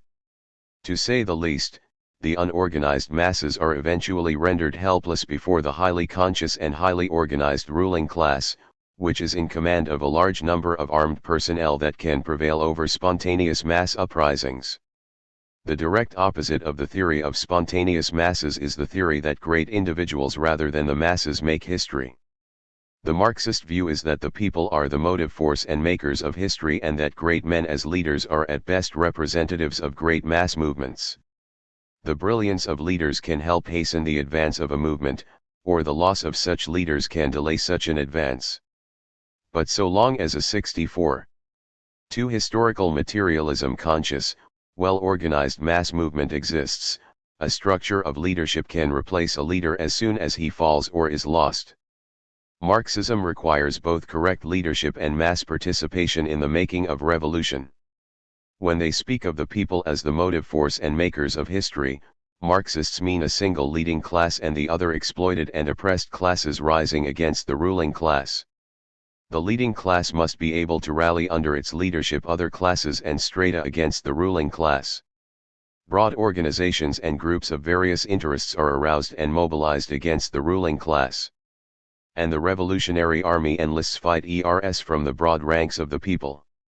To serve as the vanguard of the revolution, the leading class has a political party with a progressive ideology, political program, and a solid organization of cadres and conscious and conscientious members. In the face of a ruling class like the bourgeoisie, which is highly conscious of its class interests and has a complex array of highly developed means either for crushing or misleading any attempt at radical social transformation, the proletariat as the leading class has to comprehend the proper relationship of people, class, party, and cadres or leaders. Let us now review social transformation as it has occurred in the history of mankind. 65. Basic principles of Marxism-Leninism, a primer. In primitive times, the Paleolithic clan commune lagged for a painfully long period. In this regard, we can easily observe the primary role that the forces of production, particularly the means of production at this stage of human existence, played in the development of society. The Neolithic society of the extended clan or tribe could arise only on the basis of the refinement and improvement of stone tools. This took another painfully long period. The crudity and puniness of the forces of production and the reflective flimsiness of the superstructure have prolonged the process of social transformation. A long period of social evolution had to take place before there could be social revolution. Man had to struggle hard from being a blind part of nature to becoming one increasingly distinguishable from it through the growth of the forces of production. The transition from primitive communal society to slave society was made possible on the basis of achievement in the former. In the womb of Neolithic barbaric society, man started husbandry, agriculture, the use of hard metals and the conversion of social offenders and war captives into slaves. These were the forces of production which increasingly wore out the simple division of labor during the late period of those barbaric societies that managed to graduate into the slave form of society. 66. 2. Historical materialism. The slave society firmed up and expanded the conversion of men and women into a class of slaves from the ranks of social offenders and war captives in order to produce the surplus product for the benefit of a slave-owning class and its civil retinue of priests, scribes, administrative officers, and the like, and its army and other coercive apparatuses. For the first time in the history of mankind, classes arose and the state was established to maintain the political and economic power of the ruling class. The drive to increase the surplus product impelled nation building and empire building for expanding the ranks of slaves from war captives. The majority of slaves were mainly deployed in the fields to till the land for the benefit of the aristocrats and freemen. Agriculture was expanded. Upon the tremendous increase of slaves, the master-slave relations of production started to become outmoded. Oppression and exploitation increased even as it became more difficult to manage so many slaves on the wide fields. The slaves started to rebel. So did the subjugated nations and peoples in the empire as they were obliged to create more surplus product for the military governor and the imperial coffers. The class struggle between the slave-owning aristocracy and the masses of slaves intensified. As the magnates of slavery tended to accumulate slaves and land, vast numbers of landed freemen who owned a few slaves and even lower sections of 67. Basic principles of Marxism-Leninism, a primer. The slave aristocracy were bankrupted. The Roman Empire reached its peak in the 1st and 2nd centuries, but in the 3rd century it began a protracted period of decline. The weakening and fragmentation of the empire eventually resulted in the emancipation of slaves. Either upon the victory of the revolts of slaves and subject nations or upon the adaptation of original slave owners to the feudal relations of production, large masses of slaves became converted to the status of serfs. It should be observed that in the transformation of a slave society into a feudal one, the largest exploited class did not become a ruling class. But it made substantial gains. It was no longer prey to customs or laws that easily cost the lives of its members. At the early stage of feudal society, the serfs were also often given the illusion of owning their own parcels of land, provided they worked on the lands of the landlords on certain days. This served to stimulate the clearing of land and expansion of agriculture. In the feudal mode of production, land is the principal means of production and the serfs were in the main the people in production. These forces of production were subject to the relations of production dominated by the landlord class or feudal aristocracy. The tithe-collecting Roman Catholic Church was also part of the landlord class. The Pope was landlord of the so-called Papal States and 68.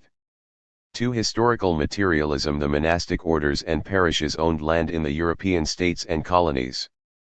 In many European countries, the Church corporately became the biggest landlord.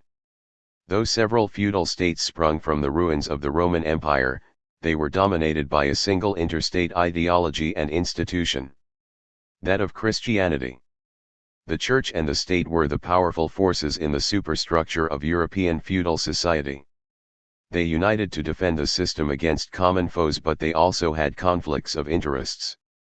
At the peak of feudal development, serious peasant rebel movements were already cropping up and often took the form of heretical movements.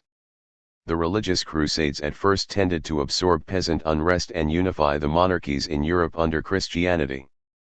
But in the 13th century, both the church and state took violent measures such as massacres to suppress the serfs who combined anti-feudal resistance and religious heresy. The papacy merely manipulated the various feudal states to get what it wanted and sometimes got the short end of a conflict with a more clever secular ruler. But by the 16th century, the papacy had its own army to assert its power in the papal states and punish rebellious peasants. Against the rise of the secular humanist spirit and the outbreak of peasant rebellions in the 16th and 17th century, 69. Basic Principles of Marxism-Leninism, a primer. The Church in cooperation with the state expanded the work of the Inquisition from suppressing heretics to wide-scale witch hunt. The Church also repeatedly instigated religious wars against Protestants. In Western Europe, after the so-called barbarians had settled down, no peasant movement succeeded in seizing political power from any landlord class dominating feudal society. In China, some peasant movements succeeded in taking over political power over entire feudal states but could not go beyond the feudal form of society. Their leaderships merely took over the role of the deposed landlords. As in China, the peasantry of Europe was not pushing forward any new mode of production even if they were moved by clear specific grievances. They only had vague ideas of what constituted more just relations of production than what existed. They were often provoked to revolt by excessive rent, taxes, and other levies. They could not propose any progressive ideology, except some alternative notions of Christianity considered heretical by the dominant church. Within feudal society, however, a new class pushing a new mode of production and a new outlook grew. At first, a mercantile bourgeoisie arose with the towns and cities which served as centers of handicraft production and trade between town and country or between far-flung areas. Subsequently, a manufacturing bourgeoisie arose from 70. To historical materialism, the ranks of the mercantile bourgeoisie. When the manufacturing bourgeoisie developed further into an industrial bourgeoisie, especially in the later part of the 18th century, the bourgeoisie was in a position to make a frontal challenge to the old feudal aristocracy for political supremacy. In previous times, the bourgeoisie had tactfully cooperated with the feudal monarchs in the consolidation of national markets and in the financing of colonial expeditions and wars. Beside the growth of the capitalist mode of production, which had extended to capitalist farming, there had been a long period of ideological preparation for the political ascendancy of the bourgeoisie. This ranged from such development as the Italian Renaissance in the 15th century through the scientific inquiries into physics in the 17th century to the French Enlightenment in the 18th century. Unlike the peasantry, the bourgeoisie stood for a new mode of production that was capable of replacing the old feudal mode, and it easily adopted a progressive scientific outlook that effectively destroyed the ideological monopoly of the church. In the French Revolution, the bourgeoisie took the vanguard position and allied itself with the peasants, workers, and other sections of the population to overthrow the state power of the landlord class and the authority of the Catholic Church. The political supremacy of the industrial bourgeoisie over society was established. 71. Basic Principles of Marxism-Leninism, a primer in capitalist society. The new class struggle is between the capitalist class and the working class. The growth of large-scale machine production and the proletariat has reached the point that the capitalist relations of production hinder rather than enhance them. The capitalist relations of production and the capitalist class can be removed and the proletariat can establish the socialist relations of production. Unlike the peasantry, the proletariat stands for a new mode of production. As a matter of fact, the peasantry is dissolved by the expanding mode of capitalist production and has no place to go but join the ranks of the proletariat. Thus, the Communist Manifesto speaks of a society increasingly divided into two great camps, that of capital and that of labor. For the first time in the history of mankind, an exploited class which does not previously own the means of production is in the position of becoming the ruling class in a completely new form of society. It stands for a mode of production that continues to forge ahead long after the seizure of political power. Also, for the first time, an exploited class cannot emancipate itself without emancipating all other exploited classes. As never before in the history of mankind, the freedom of the entire people can be achieved. The development of the working class has undergone three stages. The first one was the 72. Historical materialism machine smashing stage, when workers displaced by machines anarchically destroyed or sabotaged machines in vengeance. The second one was the trade union stage, when the workers learned to organize themselves for the first time to fight for their own economic interests. The third one was the stage when the workers started to form their political parties to wage political struggles in their own class interests and in alliance with other oppressed classes in society. In 1848, Marx and Engels wrote the Communist Manifesto as a programmatic guide for the workers of all countries. Without even having read this manifesto, significant numbers of workers participated in uprisings in several cities of Europe in 1848. These were quelled and bourgeois reaction reigned. Marx and Engels further laid the ideological foundation of the working class movement and participated in the work of the International Workingmen's Association, First International.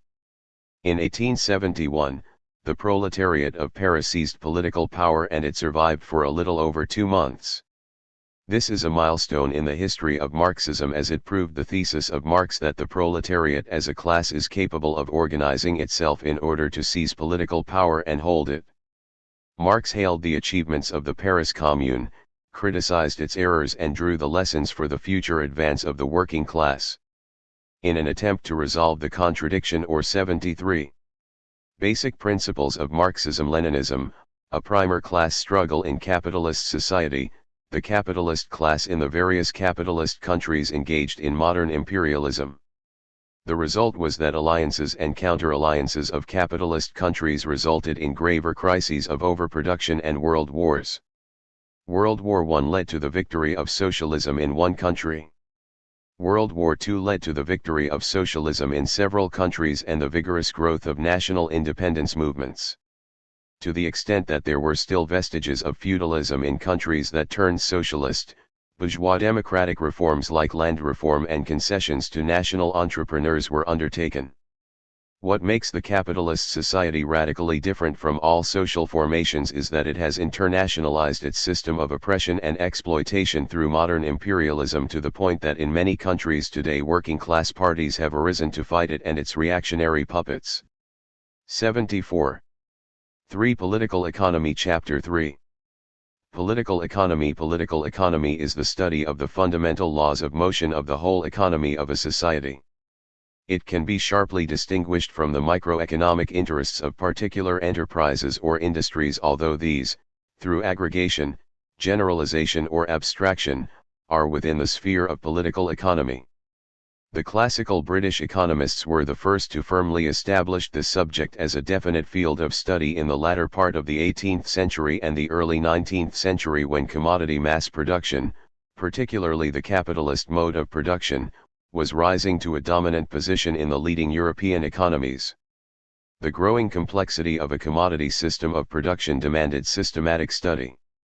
Of the classical economists, Adam Smith, in his Wealth of Nations, 1776, made the most comprehensive and coherent presentation of capitalism at the stage of free competition.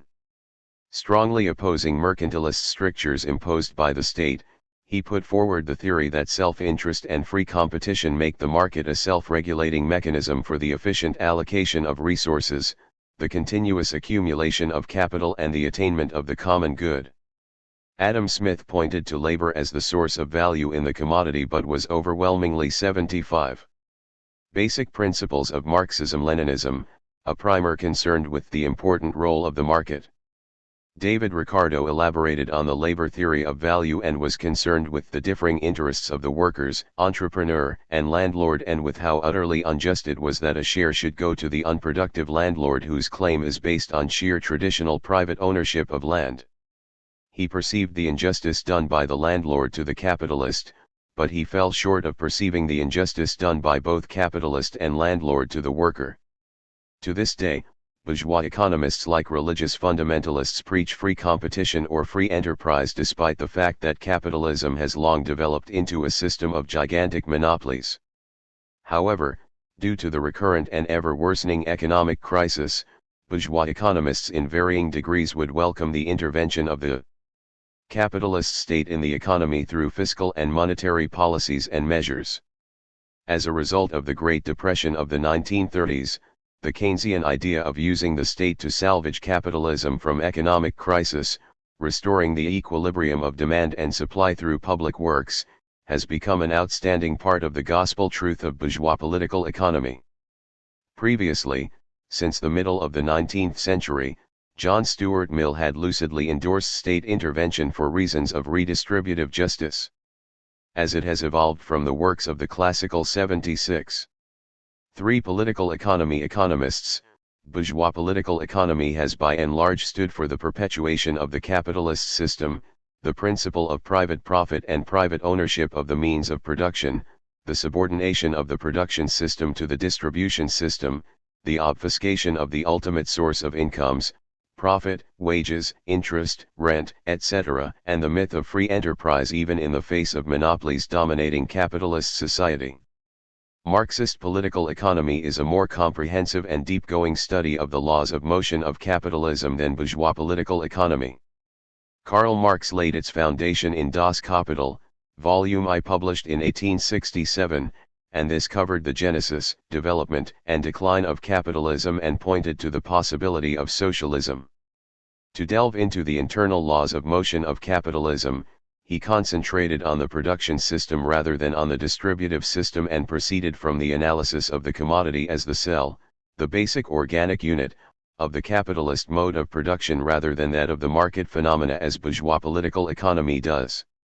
Marx laid bare the fundamental laws of motion that impel free competition to develop toward the concentration of capital and create the very forces that are bound to bring about socialism.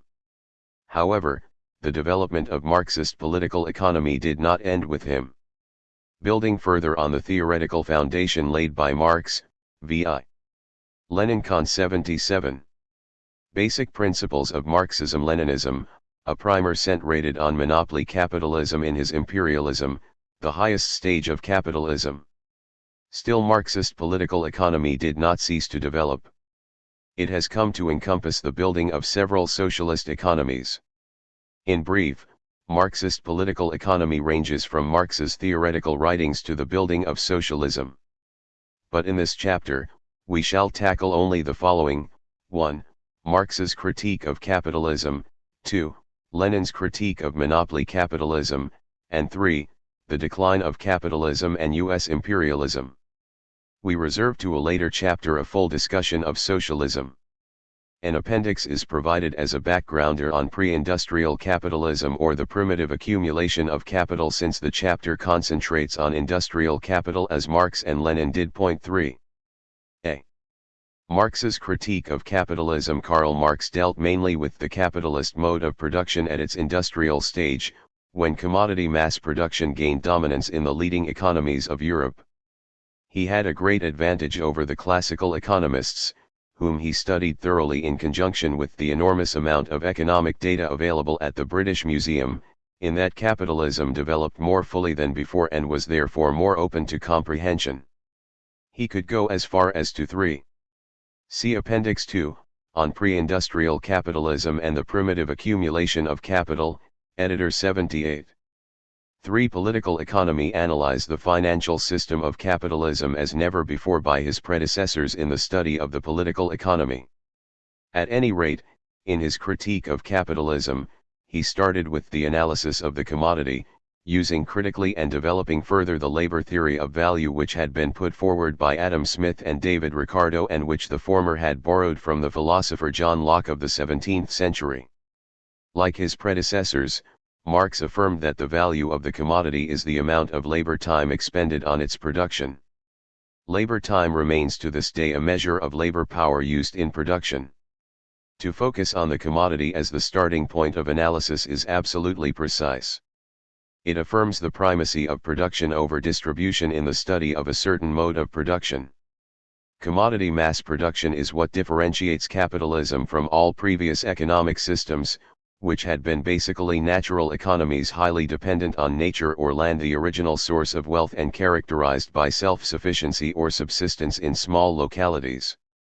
To be called a commodity, a thing must have use value and exchange value. Use value means that the thing can satisfy a human want. Exchange value means the thing can be exchanged in the market for another thing that normally involves the same amount of labor power. If 1 unit of a 79. Basic principles of Marxism-Leninism, a primer, certain commodity takes 1 day of work to make, it will exchange for 2 units of another commodity, each of which takes a half day to make. In the commodity mass production that characterized capitalism, no worker can lay claim to having produced an entire product. If we were to measure the amount of labor power that goes into the making of a commodity, we have to go into abstracting or averaging the various standards of labor time or rates of productivity that go into the making of the commodity in a given society. Thus, we speak of socially necessary average labor time that goes into that commodity. Labor power itself is a commodity in the capitalist system. Its value is the amount of socially necessary average labor time to produce the basic necessaries, wage goods, to maintain and reproduce the worker and his family. In the labor market, the capitalist buyer of labor power offers the price of labor power, which is called the wage. The value of labor power in money terms. By and large, the capitalist class gives the working class a subsistence wage. This should cover at the least the barest physical needs of the workers to keep them coming back to work, and also to maintain a class as the source of labor. To hold the line, the workers themselves insist on a minimum wage level. When business is good, increments may even be made so as to raise the level of productive skills among the workers. 80. 3. Political economy. It is to the interest of the capitalist class to allow the maintenance and reproduction of the working class. Labor power is the sole commodity that is capable of reproducing itself and all other commodities. Capital by itself cannot produce anything. Historically, it is but an accumulation of labor power. It is congealed labor power. In the production of new commodities, no new value is created by the machines and raw materials. Their old values are merely transferred into the new commodities. New added values can only come from the labor power of the workers attending to the machines and raw materials. The capitalist class extracts its profits from the process of production itself. The workers required to work for a period longer than it takes to produce the equivalent of the wages paid to them. The difference between the total value that the workers create and the wages that they receive is what is called surplus value or unpaid labor. This is the source of industrial and commercial profit, interest payments, and land rent. To extract a larger amount of surplus value, the capitalists lengthen the working day and depress the wages. This is called absolute surplus value. During the period of the primitive accumulation of capital, which went on for centuries and extended into the first half of the 19th century, the workday ranged from 18 hours to 12 hours at extremely low wages. The capitalists can also shorten the workday. 81. Basic principles of Marxism-Leninism, a primer, and raise wages. But they resort to such methods of raising productivity as the speed up, especially as a result of the introduction of the conveyor belt, extremely high production quota and the non-fulfillment of which cuts into wage, systems of rewards and punishment that motivate the worker to put more work in less time, and the like. In this case, relative surplus value is what is extracted. As a result of the increasing use of machines and worker resistance to the long workday, this was reduced to 12 hours in the greater part of the 19th century until it was further reduced to 10 hours in the later part of the century. The 8-hour workday is largely a 20th century achievement of the international proletariat. Though the capitalist class needs the workers as the source of new values in production, from which profits can be obtained, there is always a considerable portion of the working class that is unemployed, either due to a lag in the absorption of displaced peasant by industry in a developing economy or due to the disequilibrium in the fully developed economy. These unemployed are called the reserve army of labor. The more they are, the more they tend to press down the level of wages and increase the surplus value obtainable from those employed. The larger is the surplus value, the higher is the rate of labor exploitation. The rate of surplus value, also called the rate of exploitation, is arrived at 82. 3. Political economy at by dividing the amount of surplus value by the amount of wages paid. It is the theory of surplus value that radically differentiates Marxist political economy from bourgeois political economy. It shows that profits are extracted from the process of production, particularly from surplus value. It likewise shows that exploitation of the working class is rooted in the process of production and not in the market. Though the leading classical economists Smith and Ricardo had affirmed the labor theory of value, they did not develop it to the extent that Marx did. After them, the general run of bourgeois economists, especially in the 20th century, have obscured it or completely negated it by asserting the primacy of the market mechanism over the productive process and by claiming the profits are made in the market in the difference of buying and selling price and vice versa. According to Marx, it is certainly important for individual capitalist enterprises to take into account buying and selling prices. But in the market no new material values are created. And in the entire economy, total values in production are equal to total prices in the market. What is self-serving for the capitalist class and its economists in adducing to the market as the source of profit is to conceal the process of exploitation in capitalist production and in the whole history of capital. Capitalists can claim that their invest 83. Basic principles of Marxism-Leninism, a primer meant simply generates employment one-sidedly at a fair price settled in the market, without anything being taken from the workers beyond what has been fairly paid for. Also, the industrial capitalist class can ante up the merchants as the scapegoats when an economic crisis sets in and is manifested in the form of serious price fluctuations. Consequent to the fact that they extract surplus value from the total value created by workers and that they thereby accumulate capital, the capitalists compete with each other to raise their productivity and achieve economies of scale. More goods are produced in less time and at less cost. Those who fail to adopt more efficient methods of production are priced out of the market. At an early stage, the competition is essentially one of raising capital. The winners can raise more capital than the losers. This capital is divisible into two parts: 1. Constant capital, which consists of the means of production, capital equipment, raw materials, plant site, and the like, and 2. Variable capital, which is the fund for wages. But as the competition rages and goes from one round to another, these is the ever-increasing trend to raise the organic composition of capital, that is to say, constant capital. After all, the winners in the competition swallow up the loser through mergers and other forms of absorption. there is always a need for the competing capitalists to build up constant capital in order to consolidate their position. 84. 3. Political economy and to raise productivity further. Constant capital is raised at the expense of variable capital. The labor-saving machines displace the workers. In the heat of competition, the capitalists also think that they can improve their competitive position and raise their profits by reducing the variable capital. At first, this means that they depress the wages. Eventually, they reduce their workforce by acquiring labor-saving machines, in effect, increasing constant capital. The competing entrepreneurs or firms act anarchically in pursuit of their respective profit-seeking interests.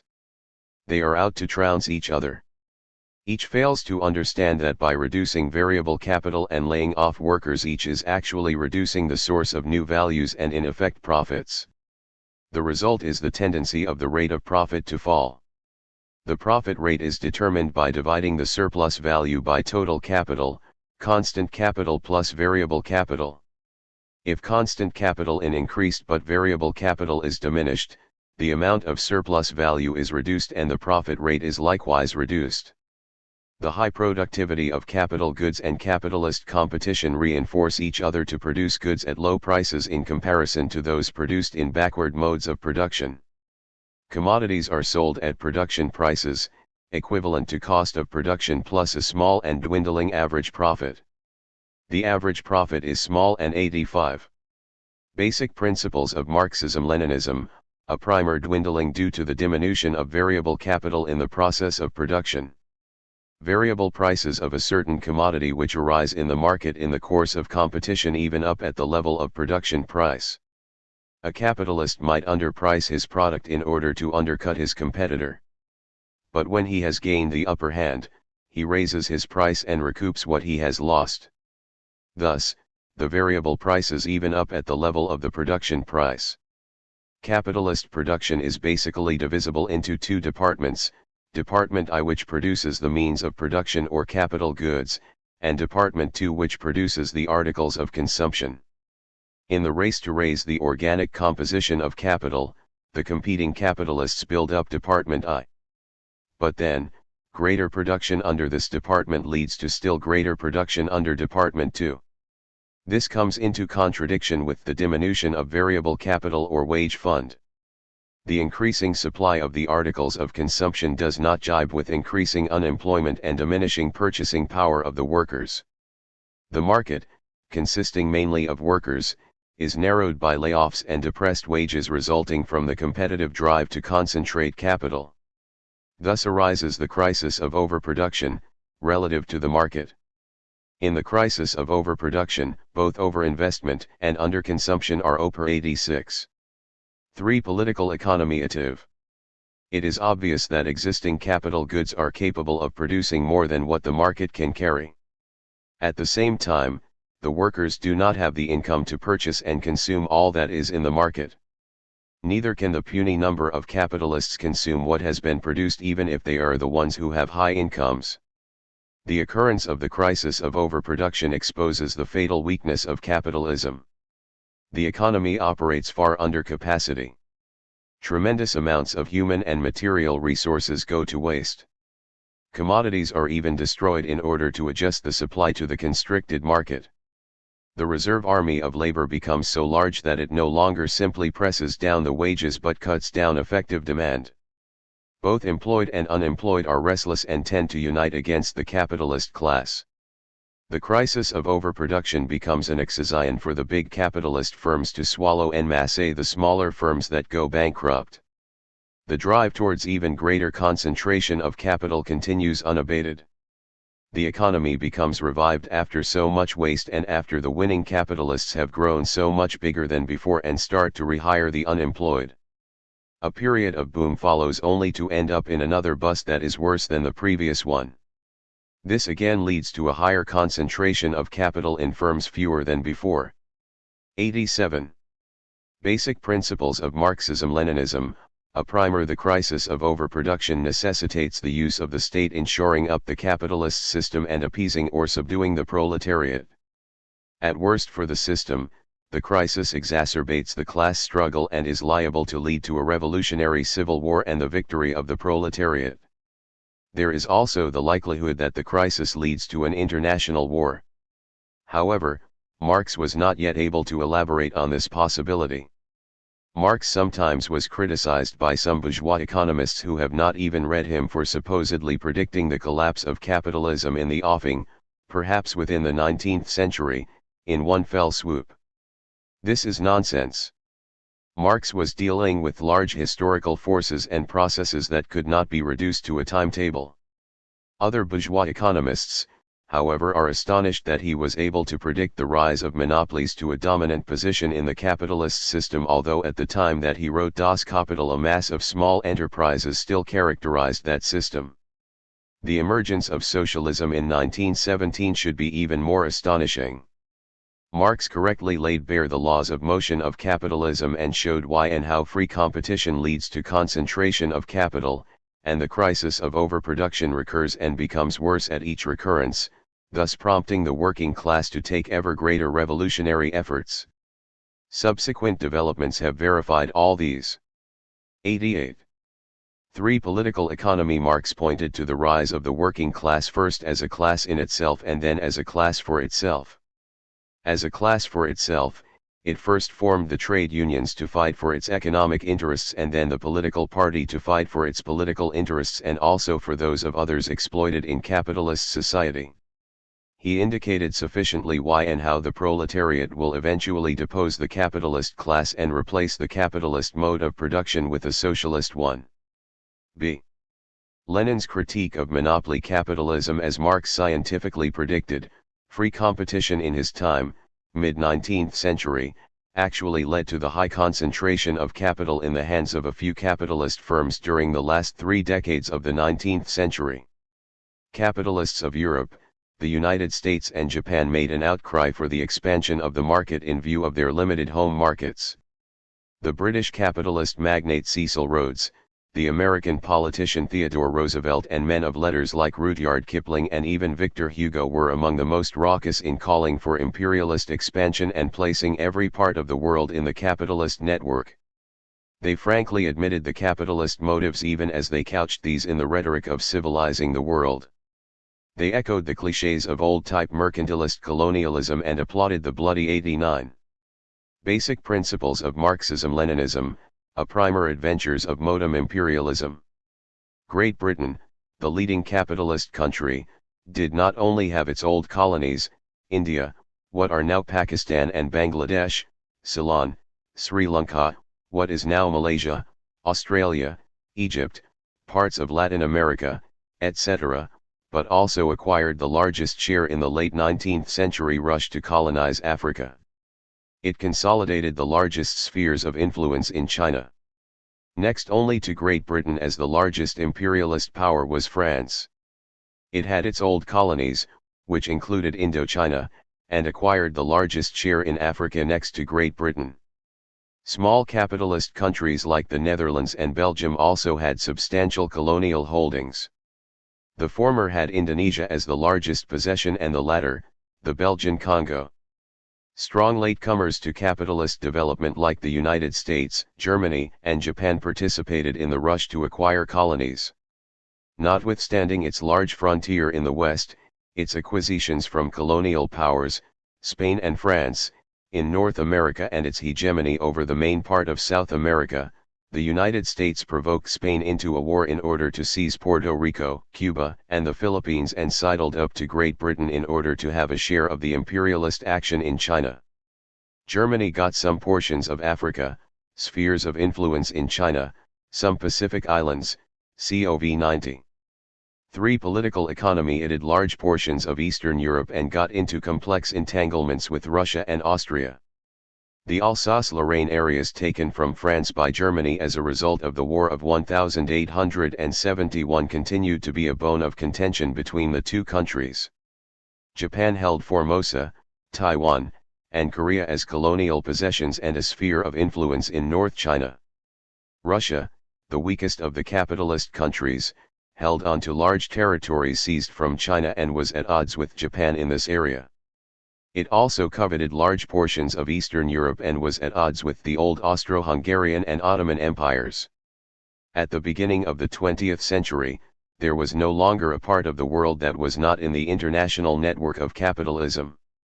The capitalist countries had drawn in the rest of the world as they competed for markets of surplus commodities, sources of raw materials, fields of investment, spheres of influence and positions of strength. The monopoly capitalists were out to relieve capitalist society of its capital glut, relative overproduction, and class contradictions by being able to exploit the people in colonies and semi-colonies. Among the first to put out studies on modern imperialism, as a phenomenon distinguishable from the old mercantilist colonialism which had been a part of the primitive accumulation of capital, were the avowed Marxist German economist 91. Basic Principles of Marxism-Leninism, a primer Rodbertus and the German revolutionary Rosa Luxemburg. The British economist John Hobson picked up ideas from them and pursued the subject further but did not go beyond denunciations of the abuses of modern imperialism. In his Imperialism, the highest stage of capitalism, v.i. Lenin surpassed all his predecessors' writings on the subject by analyzing it so comprehensively and so profoundly that he came to the conclusion that it was the last stage of capitalism and the eve of socialist revolution. Moreover, he was the theoretician and leader of the first socialist revolution in 1917. Lenin developed further Marx's theory of capitalist development. He proceeded to analyze the further development of capitalism into monopoly capitalism or modern imperialism. These two terms are synonymous and interchangeable.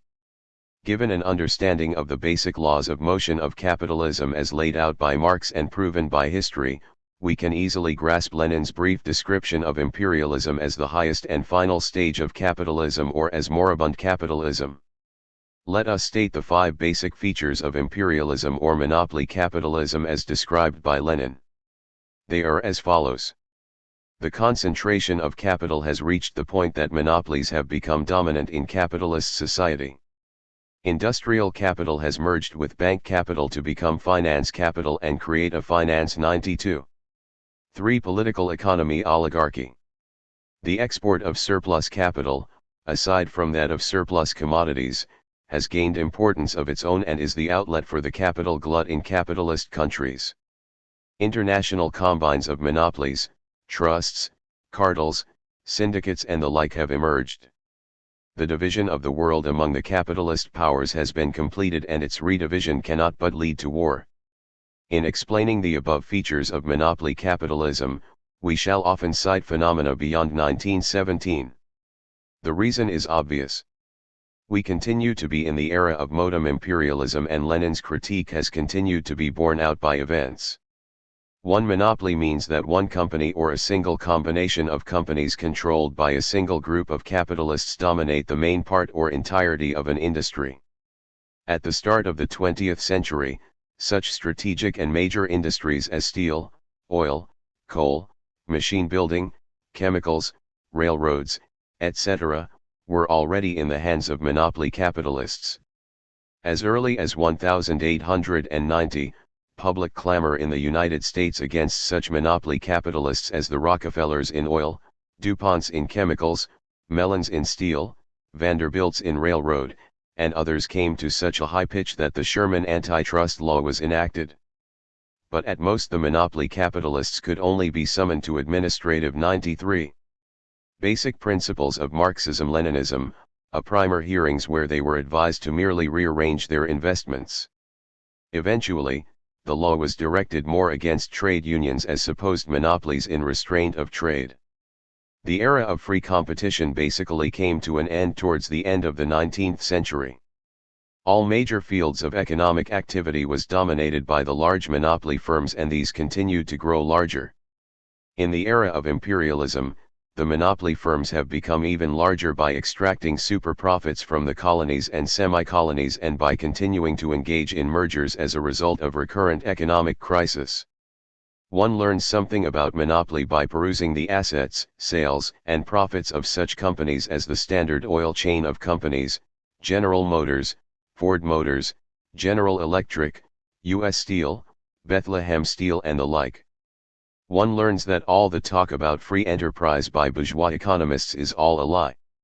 In the late 1950s, the 135 largest manufacturing corporations in the United States accounted for half the manufacturing output in the United States, and that the 250 largest firms turned out a flow of goods equal in value to the output of the entire economy prior to World War II. 2. The merger of industrial and bank capital has put more capital at the disposal of the monopoly capitalists than ever before, and has spawned a finance oligarchy that amasses profits not because 3. Political economy of its entrepreneurial skills, but because it simply controls and manipulates finance capital. The monopoly capitalist class hires the managers to run its productive enterprises and, as a rentier class, simply sits back to await the dividends from shareholdings.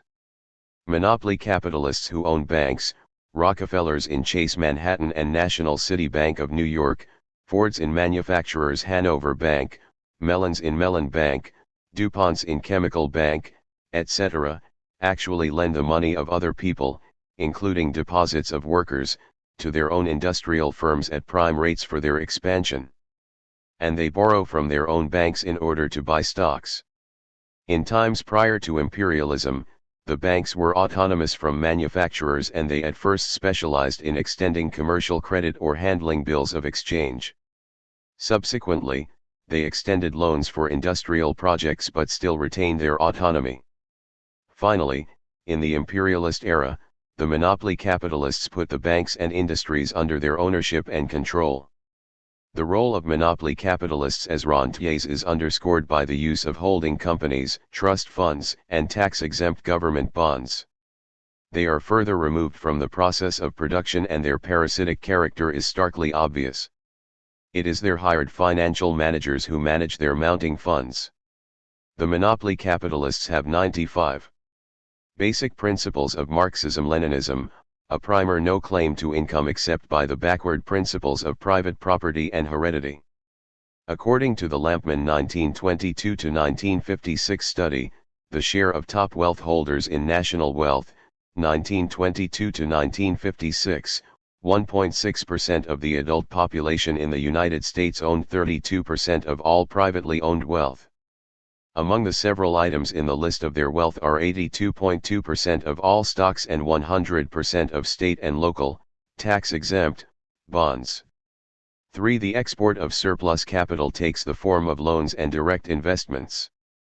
These serve to relieve the capitalist economy not only of its capital glut but also of its surplus commodities.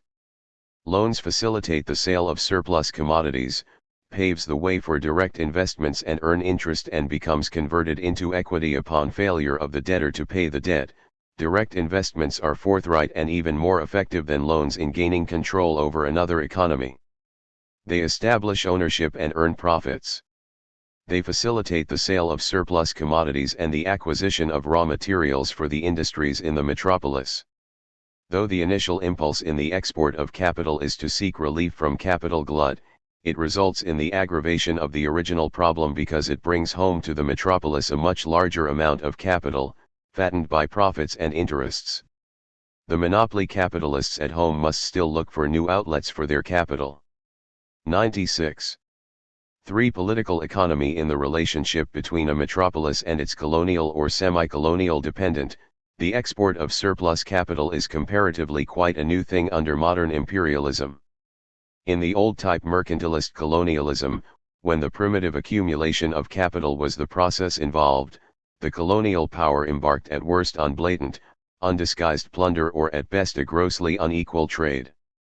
For a change, modern imperialism is compelled by capital glut to go through the motion of making loans and direct investments. Some amount of development, above the level achieved by old-type colonialism, occurs. But this remains superficial, lopsided, and sporadic inasmuch as it is restricted by the dumping of surplus commodities on the dependent economy. The flow of investments is made in such a manner that the dependent economy remains basically a reliable supplier of raw materials and an importer of manufactured goods from the metropolis. Thus, foreign direct investments go mainly into extractive industries and export agriculture. Loans are extended to favor this type of productive activity and to divert the client state from promoting a well-balanced developing economy into merely improving the infrastructures, road, bridges, ports and the like, for the purpose of reinforcing the unequal exchange of raw materials from the dependent country and manufactures from the metropolis. It is definitely not in the interest of an 97. Basic principles of Marxism-Leninism, a primer industrial capitalist country to allow a subservient underdeveloped economy to develop into another industrial capitalist country and another competitor. Point 4. According to the law of uneven development, capitalist countries differ in economic strength and they therefore take their place in the capitalist world accordingly. But according to the same law, growth and competition of the capitalist economies continue to upset every given balance of relations.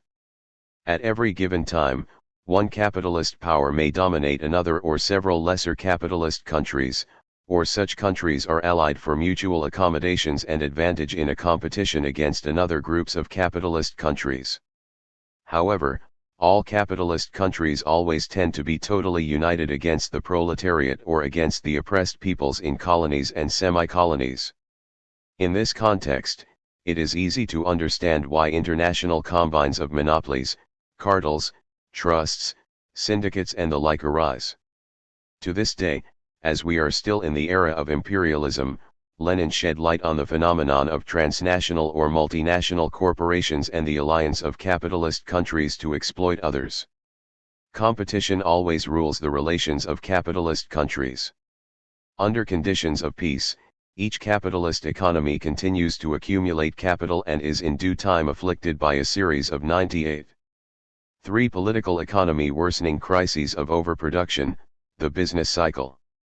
Modern imperialism has never been a complete and final solution to the basic contradictions within capitalist society. Competition among the capitalist countries is always sharpened by a series of crises and protectionist measures. This is a competition for markets, fields of investment and sources of cheap raw materials and cheap labor. The selfish and narrow interests of each capitalist country as well as the alliances and counter-alliances among them become increasingly pronounced. Take note that each of the last two world wars was preceded by a series of worsening economic crises and protectionist measures. In the relations of capitalist countries, economic war precedes the shooting war. 5. At the beginning of the 20th century, there was no more part of the world that was not under the domination of a capitalist power or a number of capitalist powers. Africa had been the last continent to be fully divided among the capitalist countries. The division of the world among the capitalist powers was completed. A redivision of the world was no longer possible, without causing a war. In this regard, Lenin said that imperialism means war.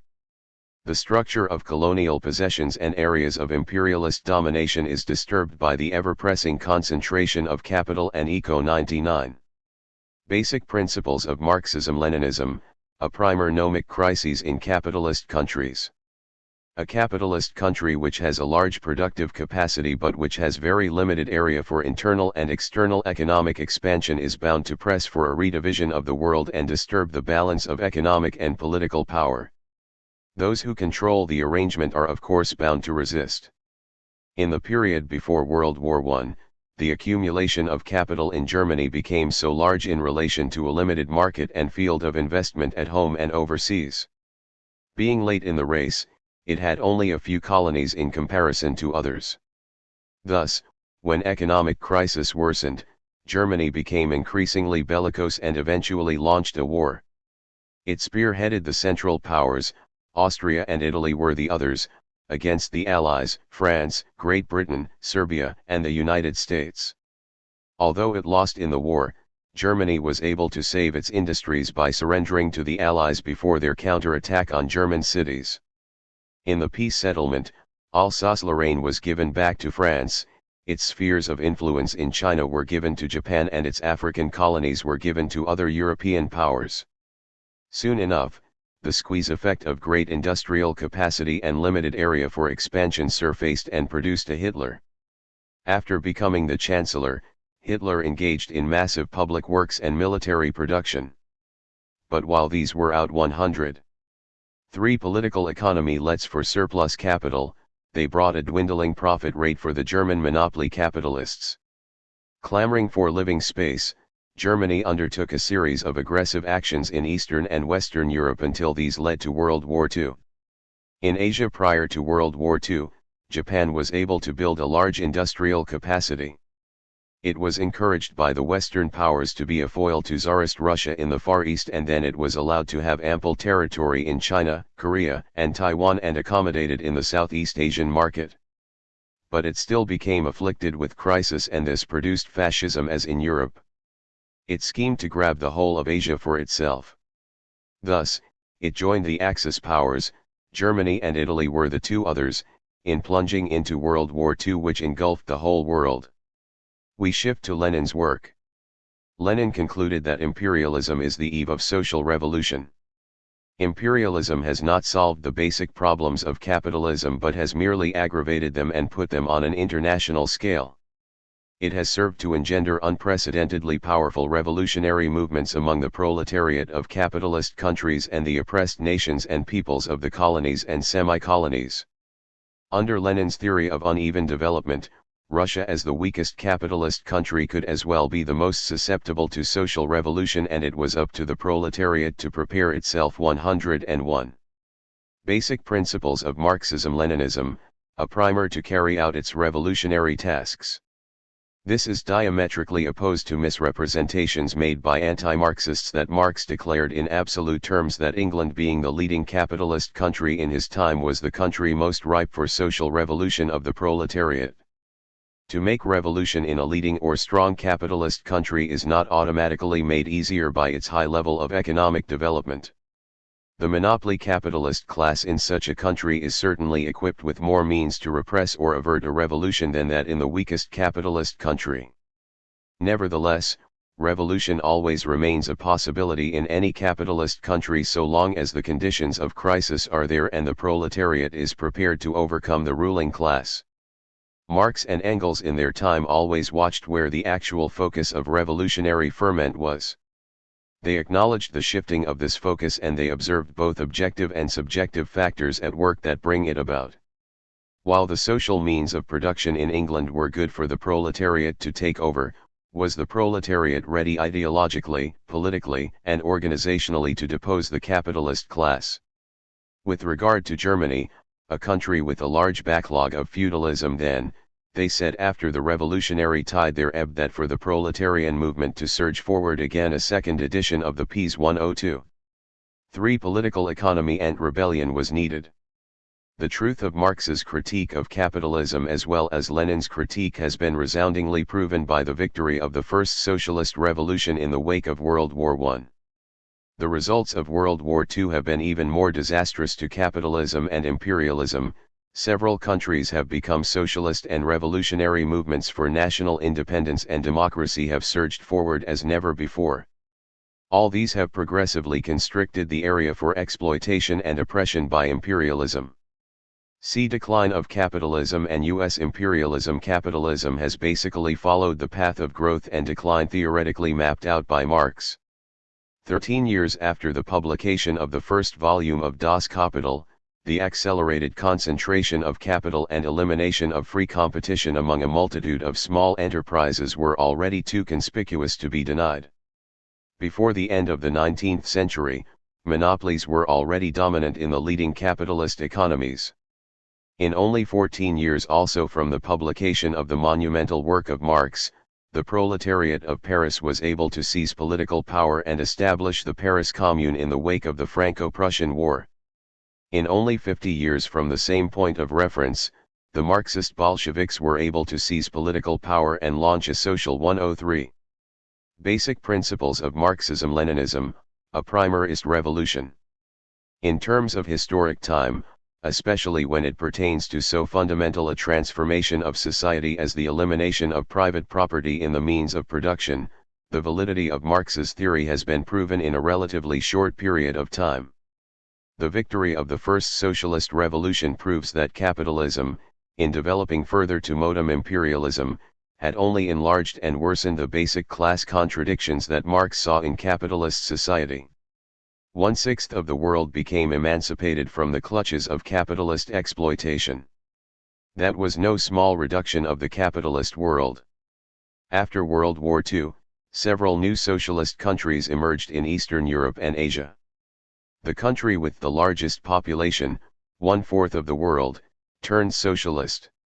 1/3 of the world population embraced socialism. This is a massive reduction of capitalism's stomping ground. The capitalist powers could no longer return to so many colonies and semi-colonies in Asia and Africa in order to restore the status quo antebellum. Powerful national liberation movements were surging forward. In the three continents of Asia, Africa, and Latin America, anti-imperialist movements were set on reducing the scope of the capitalist world. Among the capitalist countries themselves, 1/2 of a major capitalist power, Germany. 104. 3. Political economy could not be returned to the capitalist fold.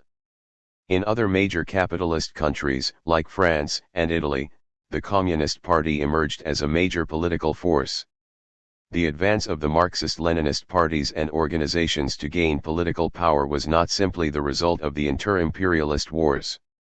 In periods before such wars, persevering work had been done in order to develop them as the capitalist system went through one economic crisis after another of increasing severity.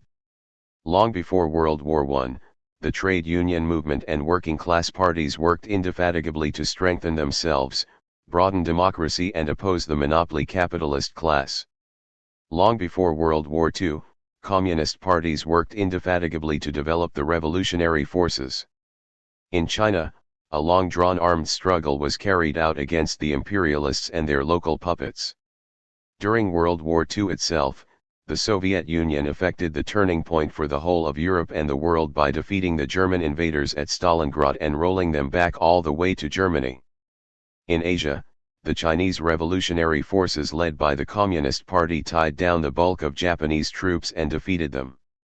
In so many countries, communists took the lead in guerrilla warfare against the fascists. World War II was created by the series of severe 105 basic principles of Marxism-Leninism, a primer economic crises after World War I that culminated in the Great Depression. The capitalists and other reactionaries in countries that found themselves squeezed by the crisis resorted to anti-communist demagoguery and supporting fascist movements. Thus, Mussolini, Hitler, Tojo, Franco and so on were lifted to power.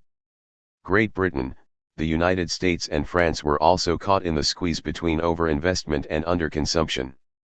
But they had a wider area of maneuver to deal with the economic crisis.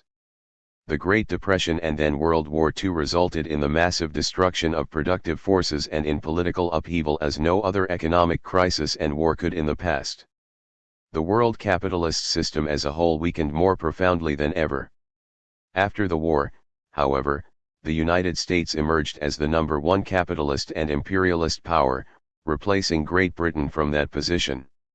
It was the only country not damaged by the war, except for the Japanese flea bite at Pearl Harbor in Hawaii. As in World War I, it had gained enormous war profits and poured its own manpower and means into the war only in the last stage in order to pick up the spoils. It could benefit tremendously from the reconstruction of the devastated capitalist economies. It put under its hegemony both allies and former 106. 3. Political economy enemy. It gained dominance in those colonies and semi-colonies still vulnerable to imperialist penetration or colonial reoccupation. To cite a few examples, it was able to take over British oil interests in the Middle East and the Dutch oil interests in Indonesia, and such colonies as South Vietnam from France, and South Korea, Taiwan, and the Pacific Island territories from Japan. It was able to put together the widest ever capitalist empire, larger than the British Empire. The wealth and political bluster of the United States gave the Philistines the illusion that the world capitalist system was strong and invincible. Despite all its advantages over its kindred capitalist countries, the United States was faced with the problem of having to rapidly reconvert its military plants into civilian ones. At the same time, it was politically concerned with the rise of the socialist countries and national liberation movements. Thus, it launched the Cold War in 1947 to justify a slower rate of reconverting its military plants to civilian ones. It boasted of its monopoly of the atom bomb and provoked incidents in Europe, Asia, and elsewhere. It sought justification for the maintenance of increasing U.S. military bases around the world. It was not until 1949 that the Soviet Union successfully tested its atom bomb to break the U.S. nuclear monopoly. In 1950 the United States launched the Korean War, but this ended in a stalemate, exposing the limits of U.S. 107. Basic principles of Marxism-Leninism, a primer military power. Not only were the high U.S. casualties politically untenable, but even Eisenhower saw that the whole adventure as profitless and inflation-causing, and the military-industrial complex as becoming too powerful for civil comfort. Kennedy reversed the austere policy of Eisenhower and started a military policy of heavy government spending for military purposes. Overseas military bases were beefed up. Military production and space research were intensified. U.S. launched a war of aggression against Vietnam and suffered a historic defeat a decade later, after using up a total of $150 billion in war expenditures. All these rising military expenditures created a gross imbalance in the U.S. economy. In one respect, these have been an outlet for capital glut in the United States. But at the same time, these have grossly misallocated economic resources and have created an ever-mounting inflationary spiral.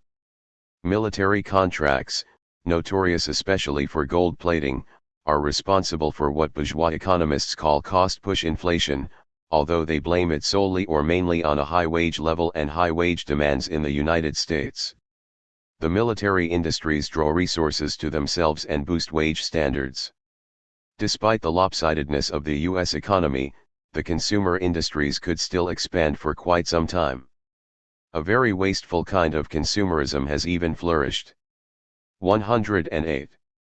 3. Political economy. In addition to the inflationary activities within the American economy, the United States has been able to maintain military bases and forces abroad and conduct an extremely expensive war like the Vietnam War.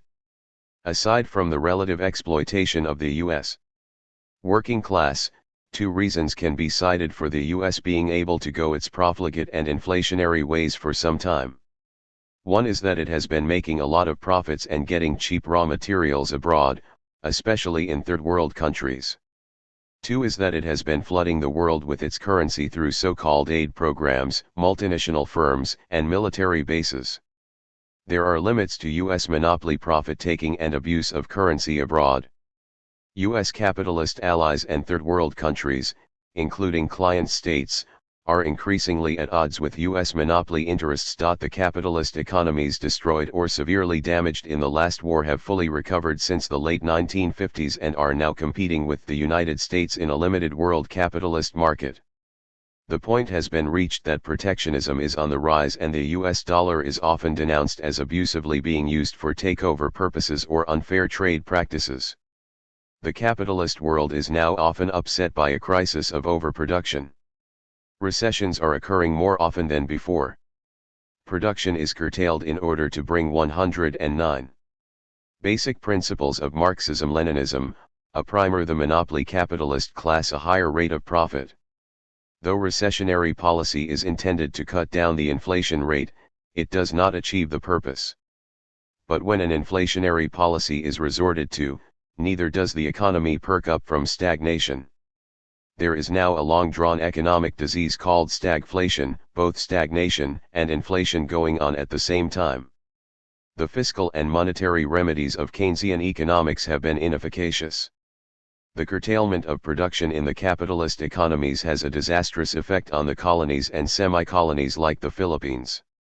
These are so dependent on the export of raw materials, and yet a stagnation or recession in the capitalist economies results in the absolute reduction of exports or in the depression of prices of exports. At the same time, they have to pay for the ever-rising prices of imported manufactures. As a result of the economic crisis in capitalist economies and the constant attempt to shift the burden of crisis to the underdeveloped colonies and semi-colonies, the exploited people become restive and even client states begin to make demands on the United States. Thus, there is the demand for a new international economic order and the confrontation in the North-South dialogue. But the most powerful economic action so far undertaken by some developing countries to counteract the capitalist economic crisis has come from 110. 3. Political economy. The OPEC. No longer can capitalist countries get oil, the lifeblood of industries, at extremely cheap prices as before. A byproduct of OPEC action, however, is the intensified difficulties of other developing countries which do not produce oil. These difficulties will press on them to assert their own independence from the imperialists in the long run. A point has been reached in the capitalist economic crisis that the capitalist countries are competing to tap new markets in socialist countries. The latter are now purchasing new technologies previously banned from them. Even the dependent countries have been allowed to seek new markets. As early as 1969, U.S. policymakers had seen the necessity of having economic relations with a country like China in close connection with the need to wind down the feudal war of aggression in Vietnam. The U.S. and other capitalist economies are now faced with an economic crisis far worse than the Depression of the 1930s, which started with the stock market collapse in 1929. It is becoming more and more obvious that bourgeois political economy, especially Keynesian economics, has never really solved the basic problems of capitalism that Marx and Lenin pointed out. It has only succeeded to cover it up during certain periods and at the same time prolong and deepen it. Too much credit has been given to Keynes. The 111 Basic Principles of Marxism-Leninism, a primer. Economists of Mussolini in the 1920s and Hitler in the 1930s have a prior claim to the idea of pump priming. Hoover started it in 1932. Richard T. Ely, chief economist of Roosevelt, laid out the pump priming program of the New Deal. Despite its seeming recovery in 1935-36 due to pump priming, the U.S. economy again plunged until the outbreak of World War II. It was really the war that brought about a recovery and big boom in the U.S., as all the other capitalist countries busied themselves with destroying each other. Since the end of World War II, the United States has always been faced with the problem of overinvestment and overproduction. Until the Vietnam War, recessions and recessionary trends were solved by increasing military expenditures. But the Vietnam War has already demonstrated that, while for a time the war industries reap profits at a satisfactory rate, the whole economy suffers soaring inflation. At the moment, the United States is caught in a dilemma, whether to shy away from activities reminiscent of the Vietnam War and suffer depression or whether to face up to Soviet social imperialism, increased military expenditures and suffer inflation. The problem is complicated by increasing competition from other capitalist economies and the adoption of anti-imperialist attitudes by third world countries. One thing is sure: the United States is on the path of decline. It is now turning 112. 3. Political economy out that the American empire is practically a flash in the pan in comparison to prior empires. Bourgeois economists always try to disprove Marx by dogmatically cutting off Marx from Lenin and by one-sidedly celebrating capitalist prosperity during boom periods in the 20th century. They should not fail to see that the world capitalist system has been disrupted and reduced by economic busts and wars that are worse in the 20th century than in the 19th century. At this very moment, the whole capitalist system is once more on the eve of a colossal depression far worse than the one in the 1930s. The danger of a world war also looms. No genuine Marxist has yet dared to say when capitalism will collapse. But since Marx, there has always been the contention of Marxist economists that the capitalist crisis will keep on recurring and becoming graver. It is not true, as claimed by anti-Marxists who have not even read Marx, that he predicted that world would become socialist in one big bang during his lifetime or soon after. Capitalism has declined through a series of worsening crises and wars. Socialist economies might even prolong capitalist economies for some time by using them as a special supplementary source of capital goods and new technology.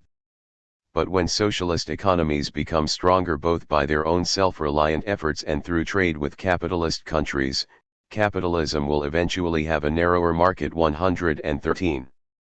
Basic principles of Marxism-Leninism, a primer, and find itself in a more difficult situation. The non-socialist developing countries also tend to cut down the privileges of the capitalist countries by defending their legitimate interests. The restoration of capitalism in the Soviet Union and some other socialist countries can prolong to some extent the life of capitalism in the world, but in the long run will not stop the decline of capitalism and the demand for socialism. After suffering the restoration and full play of capitalism, the people would rebel someday in order to reinstitute socialism. With the emergence of the Soviet Union as a social imperialist power, the long-standing capitalist countries can only find themselves in an even more tightened world situation. The danger of war between the two superpowers is rousing countries to choose non-alignment and peoples and nations to assert independence and wage revolution. 114. For Scientific Socialism. Chapter 4. Scientific Socialism. Scientific socialism is the theory and practice of the modern industrial proletariat for revolutionary class struggle to emancipate itself, together with other oppressed people, and become the ruling class in lieu of the bourgeoisie, to bring about and develop a society in which the means of production are under public ownership and planned production is for the good of the people rather than for the private profit of a few, and thereby to prepare the way for the classless communist society. The Communist Manifesto, drawn up by Marx and Engels for the Communist League in 1848, laid down for the first time the comprehensive theoretical foundation of scientific socialism. Previous to this, socialism was a loose term referring to various trends of thought denouncing the abuses of the bourgeoisie on the proletariat and seeking to ameliorate the condition of the latter. The manifesto in its third section identifies three forms of socialism preceding scientific socialism: 1. Reactionary, 2. Conservative and bourgeois, and 3. Critical utopian socialism and communism. The reactionary socialists included the feudal socialists, the petty bourgeois socialists, and the German or true socialists. In common, they reacted to and opposed the new historical conditions brought about by the bourgeoisie and proposed some backward model of society. Marx and 115. Basic principles of Marxism-Leninism. A primer. Engels regarded them as foolhardy and reactionary for wanting to turn back the wheel of history. The feudal socialists were characteristically members of the decadent aristocracy and the clergy who took up the grievances of the proletariat against the bourgeoisie in order to advocate a return to the feudal system. The petty bourgeois socialists were representatives of the independent peasants and artisans who were in the process of dissolution and hankered for the restoration of the craft guilds and patriarchalism in agriculture. The German true socialists were intellectual pedants who imported French socialist literature only to rephrase this into idealistic bombast bereft of concrete analysis and obscuring the class struggle. They proposed the Philistine German intellectual of the Middle Ages as the model of humanity in general. The conservative and bourgeois socialists included a number of economists, philanthropists, and petty do-gooders who believed that the grievances of the proletariat could be redressed within the capitalist system and that anything good for the bourgeoisie was good for the proletariat. The proletariat was urged not only to stay within the bounds of bourgeois society but also to cast away all ideas of class struggle so that it can enjoy the bourgeois system as the New Jerusalem. Political movement among the workers was depreciated because it was held that mere changes in economic conditions and mere administrative reforms would 116. For scientific socialism suffice to improve the lot of the proletariat. The critical utopian socialists and communists included Henry Saint-Simon, Charles Fourier, Robert Owen, and others who acknowledged the class antagonisms between the bourgeoisie and the proletariat but who could not as yet see in the infant industrial proletariat of the early 19th century a force capable of historical initiative or political movement. So, they believed in their separate ways that individuals like them from the ranks of the educated could transcend the class struggle and invent some form of social organization into which the workers would spontaneously and gradually enter for their own good and for the sake of social harmony. They therefore appealed to the sense of charity and philanthropy of the bourgeoisie to either support or emulate their ideas and projects of class reconciliation. Saint-Simon made the most panoramic proposal for the reorganization of society. He envisioned not only a new French society run by the industrialists, philosophers, physicists, chemists, astronomers, mathematicians, and other men of modern scientific learning for the benefit of the poor and actual producers in society, but also a federation of European states run along the same line. Fourier conceived of the phalanx, a productive community where industry and agriculture were integrated, where the workers would live in harmony with the capitalist and where the proletariat 117. Basic principles of Marxism-Leninism, a primer would receive the largest share of the profits. For several years, he kept office daily solely to await the capitalist who would support the project. No charitable capitalist ever came.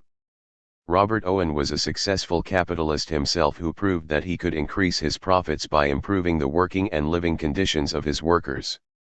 He gave higher wages, shorter working hours, 10.5 hours, and better housing than was the standard followed by other capitalists.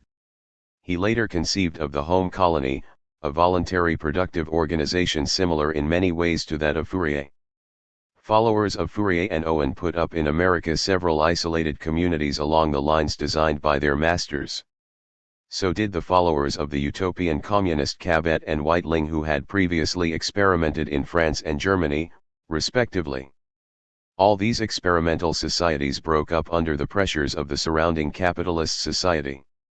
Marx and Engels described the foregoing conceptions and projects as utopian building of castles in the air and fantastic pictures of the future of society, painted at a time when the industrial proletariat was still in a very undeveloped stage.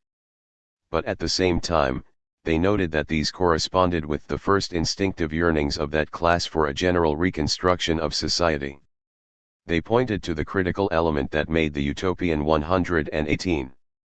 For scientific socialism, socialist and communist publications full of the most valuable materials for the enlightenment of the working class. These criticized every principle of bourgeois society and in this regard proposed quite a number of practical measures, such as the abolition of the distinction between town and country and of the carrying on of industries for the account of private individuals, the conversion of the functions of the states into a mere superintendence of production, and so on.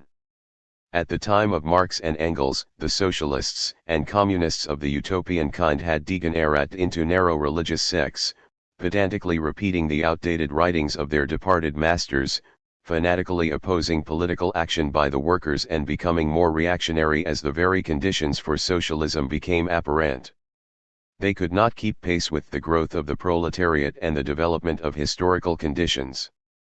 Engels' socialism, utopian and scientific, actually a section of anti-Dühring, elaborates on scientific socialism as the diametrical opposite of utopian socialism. Marxist socialism is scientific because it analyzes capitalism and grasps that law of motion that leads to its socialist transformation. Of all pre-Marxist forms of socialism, utopian socialism came closest to the yearnings of an infant industrial proletariat but fell far short of the theory of scientific socialism. 119. Basic principles of Marxism-Leninism, a primer. Scientific socialism was formulated at a time that capitalism had developed sufficiently to reveal not only its past and present but also its future. The very growth of modern industry and the proletariat could already be observed as contradictory with the capitalist relations of production. As the forces of production grew, the capitalist mode of production became increasingly marked by crisis. The Communist Manifesto avers that capitalism creates its own gravediggers, the proletariat and modern industry. The most incontrovertible proof for Marxist socialism as a scientific theory is the series of victories that the proletariat has achieved under its guidance. The ceaseless advance of the revolutionary movement of the proletariat has continuously enriched and developed such a theory. The correctness of scientific socialism is today best demonstrated by the actual building and progress of socialism in several countries. It is commonly said that class struggle is central to the theory of scientific socialism. This requires further qualification to show the full scope of Marx's development of the theory of class struggle. In a letter to J. Wedemeyer dated March 1, 1852, Marx wrote, "No credit is due me for discovering the existence of classes in modern society or the struggle between them. What I did that was new was to prove, 1. That the existence of classes is only bound up with particular historical phases 120. 4. Scientific socialism in the development of production, 2. That the class struggle necessarily leads to the dictatorship of the proletariat, 3. That this dictatorship of the proletariat itself only constitutes the transition to the abolition of all classes and to classless society. A.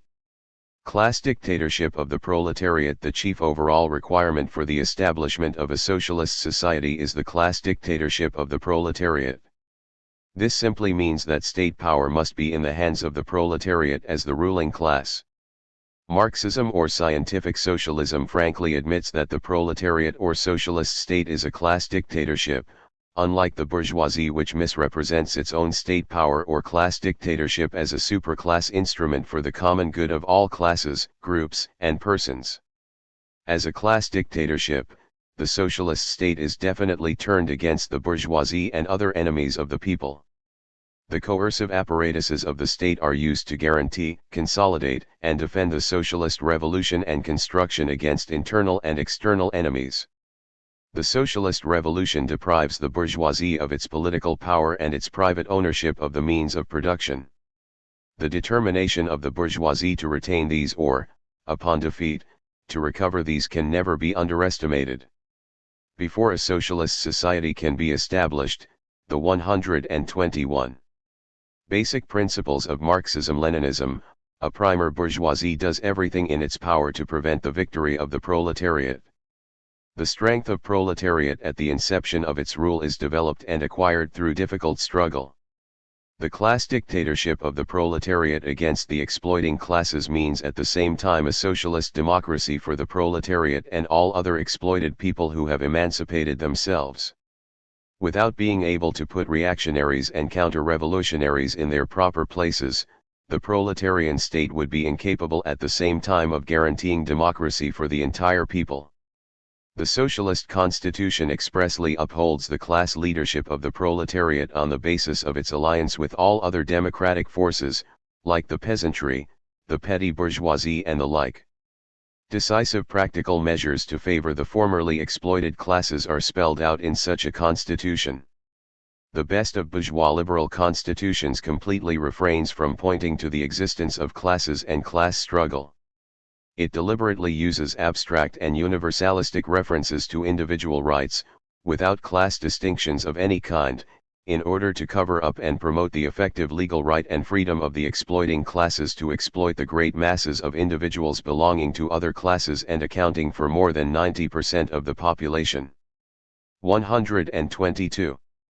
For scientific socialism. While dictatorship of the proletariat may sound terrifying to some and evoke images of indiscriminate acts of violence, it is a well-established principle of scientific socialism to remove the political and economic basis of class oppression and exploitation and to give even the members of the erstwhile exploiting classes the amplest opportunity to remold themselves and contribute what they can to the progress of socialist society.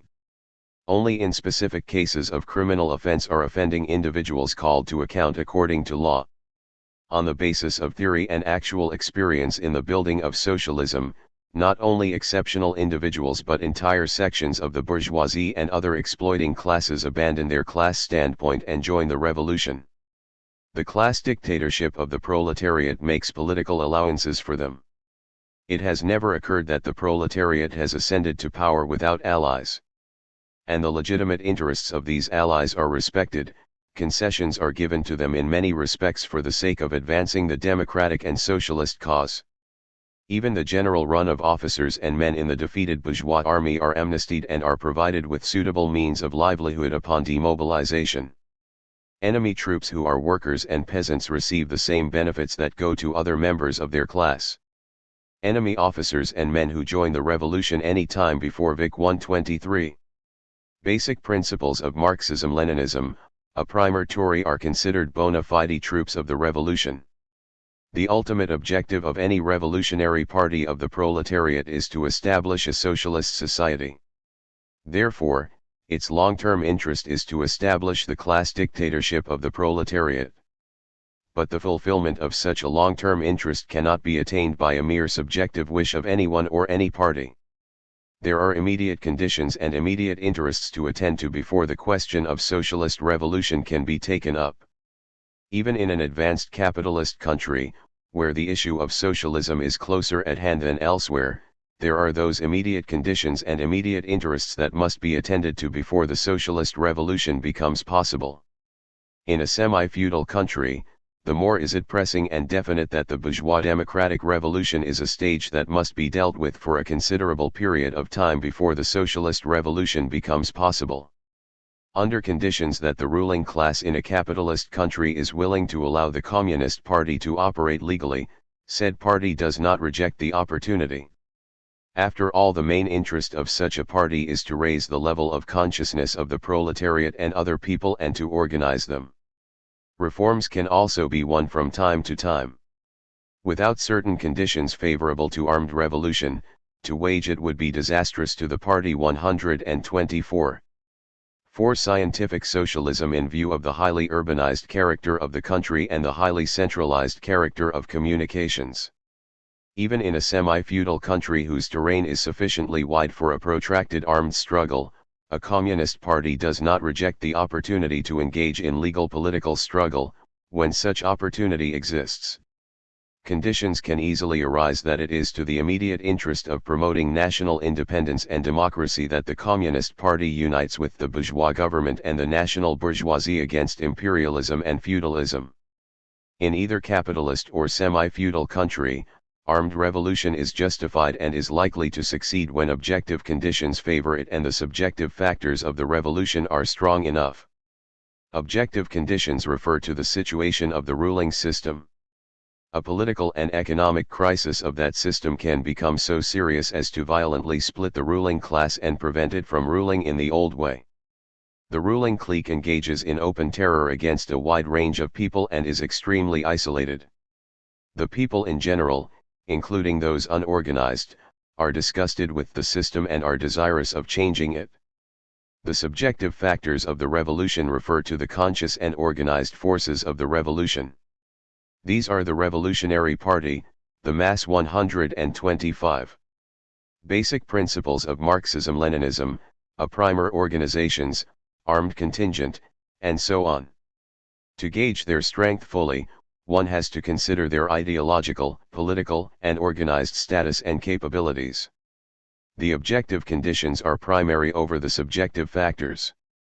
The former arise ahead of the latter and serve as the basis for the development of the revolutionary forces. The Communist Party cannot be accused of inventing or causing the political and economic crisis of the bourgeois ruling system. At any rate, it is possible for the objective conditions to be favorable for armed revolution, but the subjective factors of the revolution are weak. Sometimes also, it is possible for subjective factors to be strong, but the objective conditions are not favorable for armed revolution.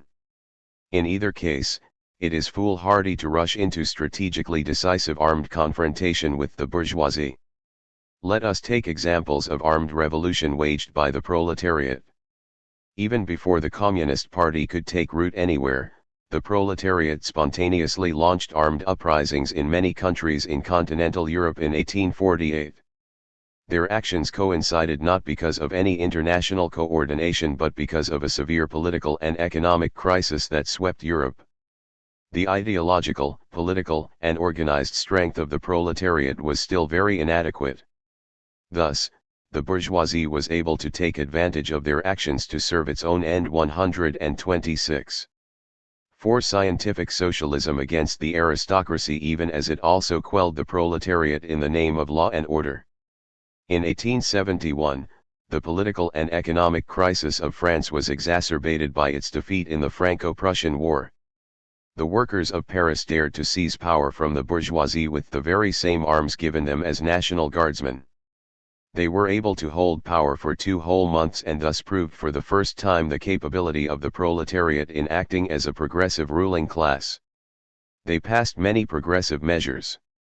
The Paris Commune that they established fell because of those weaknesses and errors Marx would subsequently analyze. Among these were that they were not able to link up with the rest of the French people, they did not completely reorganize the state machinery, their central committee passed power too soon to a popularly elected representative assembly, they did not pursue immediately the weak bourgeois government in retreat, they overlooked the possibility that the bourgeois armies of France and Prussia would unite against them, and so on. Until the outbreak of World War I, the bourgeoisie of all capitalist countries appeared to be able to put the proletariat under control and assuage the class struggle, notwithstanding the worsening economic crisis. It also appeared that the development of capitalism into modern imperialism had already given the bourgeoisie the Li 127. Basic Principles of Marxism-Leninism, a primer way for mollifying the proletariat at the expense of the colonized peoples in the East. Even previous to modern imperialism, Marx and Engels had also noted temporary solutions to the economic crisis in the destruction of commodities, exploitation of new markets or intensified exploitation of old ones, emigration of surplus labor to America and other colonies, etc. Developing Marxism further, Lenin pointed out that capitalism was in for bigger trouble of its own making by becoming monopoly capitalism or modern imperialism. He said that the recurrent crisis would become bigger and more disastrous and would affect not only the capitalist countries themselves but also the whole world. Indeed, a series of severe economic crises would occur soon, causing a violent split among the capitalist countries and the outbreak of World War I.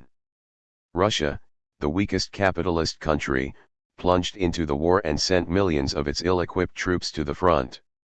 As 2 million of them died in the battlefields, the people at home increasingly suffered from starvation and deprivation of freedom. Thus, the bourgeois democratic revolution occurred in February 1917, with the active participation and full support of the Bolsheviks. The Bolshevik-led workers of Petrograd were the vanguard in bringing down the Tsar, and the Tsarist troops started to form solidly under the banner of the Bolsheviks. 128. For scientific socialism, the bourgeois leadership of the government succeeding the Tsarist regime committed the fatal error of continuing the war policy of the Tsar. The Bolsheviks raised the outcry for bread and freedom and for turning the imperialist war into a civil war. The workers and peasants rallied to the call and the bulk of the government troops joined the Red Army. The first Red Army was drawn from the reactionary army. Thus, the Socialist Revolution of October 1917 occurred.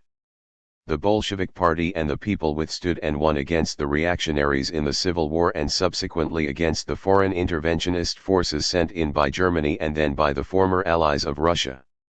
World War I upset the balance of power. In the peace settlement following it, China was one of the backward countries where the perfidy of the winning imperialists was completely exposed to the people. The Allies awarded to Japan, instead of to China, the German spheres of influence in China. This roused the Chinese youth and people to launch massive campaigns of protest against the Versailles Treaty. These actions nurtured revolutionaries who would ultimately emerge as the leaders of the Chinese Communist Party. After the victory of the Socialist Revolution in Russia, it became clearer than ever that a democratic revolution is a distinct stage preparatory to the Socialist Revolution in a country where vestiges 129. Basic Principles of Marxism-Leninism, a primer of feudalism are significant. Marx and Engels had earlier pointed out that in such countries as Germany, Poland, and Russia that had considerable vestiges of feudalism, agrarian revolution would have to be dealt with in a revolution led by the proletariat. They also observed that in Poland the struggle for independence would have to be based on agrarian revolution. The Chinese Communist Party was founded in 1921. It united with the Kuomintang in 1924 in order to fight the northern warlords and assert the authority of the Chinese Republic, which had been betrayed by Yuan Shikai. After the revolution of 1911, Sun Yat-sen had relinquished the presidency to him, who subsequently turned himself into an emperor. The KMT and CPC agreed on fighting for national independence and democracy and were supported by Soviet Russia. At that time, no Western imperialist power was willing to support the KMT. But after the death of Sun Yat-sen, the British and American imperialists intensified efforts to woo Chiang Kai-shek.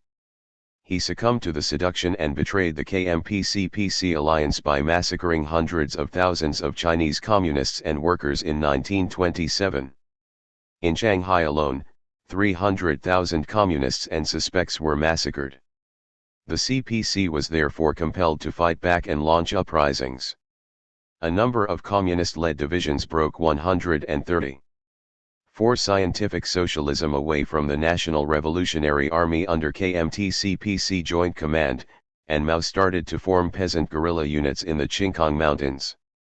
The decision of the Chinese Communist Party to wage armed resistance was not a sudden one-sided decision but was preceded by the violent acts of Chiang in the service of the Anglo-American imperialists. For the first time in the history of the revolutionary proletariat, the CPC demonstrated that armed struggle could successfully be waged against the pro-imperialist bourgeoisie in the specific conditions of China. Mao explained that this was possible because the imperialists were plunged in crisis and were divided against each other, and that was also the situation of their respective warlord puppets in China. However, in 1936, when the Japanese invaded Manchuria and made clear its intention of conquering the whole of China, it was the Chinese Communist Party which took the initiative of calling on the KMT to come to an anti-Japanese alliance and set aside the internecine warfare. Chiang refused until he was arrested by his own commanding generals in Xi'an, and they compelled him to enter into a truce agreement with the CPC. In the anti-Japanese resistance, the CPC became strong because it fought the Japanese hard. The KMT grew weak because it avoided battles against the common enemy. Chiang adopted the policy of 131. Basic Principles of Marxism-Leninism, a primer. Letting the tigers fight, the communists and Japanese, and launching an anti-communist onslaught whenever he had a chance. These policies proved unpopular. Popular support went to the CPC. When the CPC and KMT went into another round of civil war from 1947 to 1949, the conclusion was clear beforehand. At the beginning, Chiang appeared strong because he had 8 million troops and the CPC had only 1 million troops. But any well-informed observer could see that Jiang's army was conscripted and only U.S. money and equipment propped it up, while the troops of the People's Army were volunteers for the revolutionary cause and were battle-tested in the war of resistance against Japan. Inflation was raging and KMT officers cheated their men of pay and rations. No wonder that entire large units of the KMT kept on shifting to the revolutionary side. We have paid special attention to China because it accounts for a quarter of humanity and because the victory of the proletariat there has profound effects on the life of the world capitalist system in the long run. Also, we should not fail to see that the economic crisis of the 1930s brought about World War II, and in turn this war led to a tremendous weakening of the capitalist system, the rise of several new socialist countries and national liberation movements. In the period after World War II, the victory 132. 4 Scientific socialism of the Indo-Chinese peoples against U.S. imperialism has demonstrated one more thing. The people of a small country can successfully wage a protracted armed struggle against the strongest imperialist power even under conditions where the country is not involved in a world war. The proletarian parties that have waged armed struggle are the ones that have succeeded in completing the democratic revolution and then making the socialist revolution. The army that they have built in the course of the democratic revolution becomes eventually the main component of the socialist state or the dictatorship of the proletariat. In countries where the Communist Party has won power after World War II, the class dictatorship of the proletariat has taken the form of a people's democratic republic.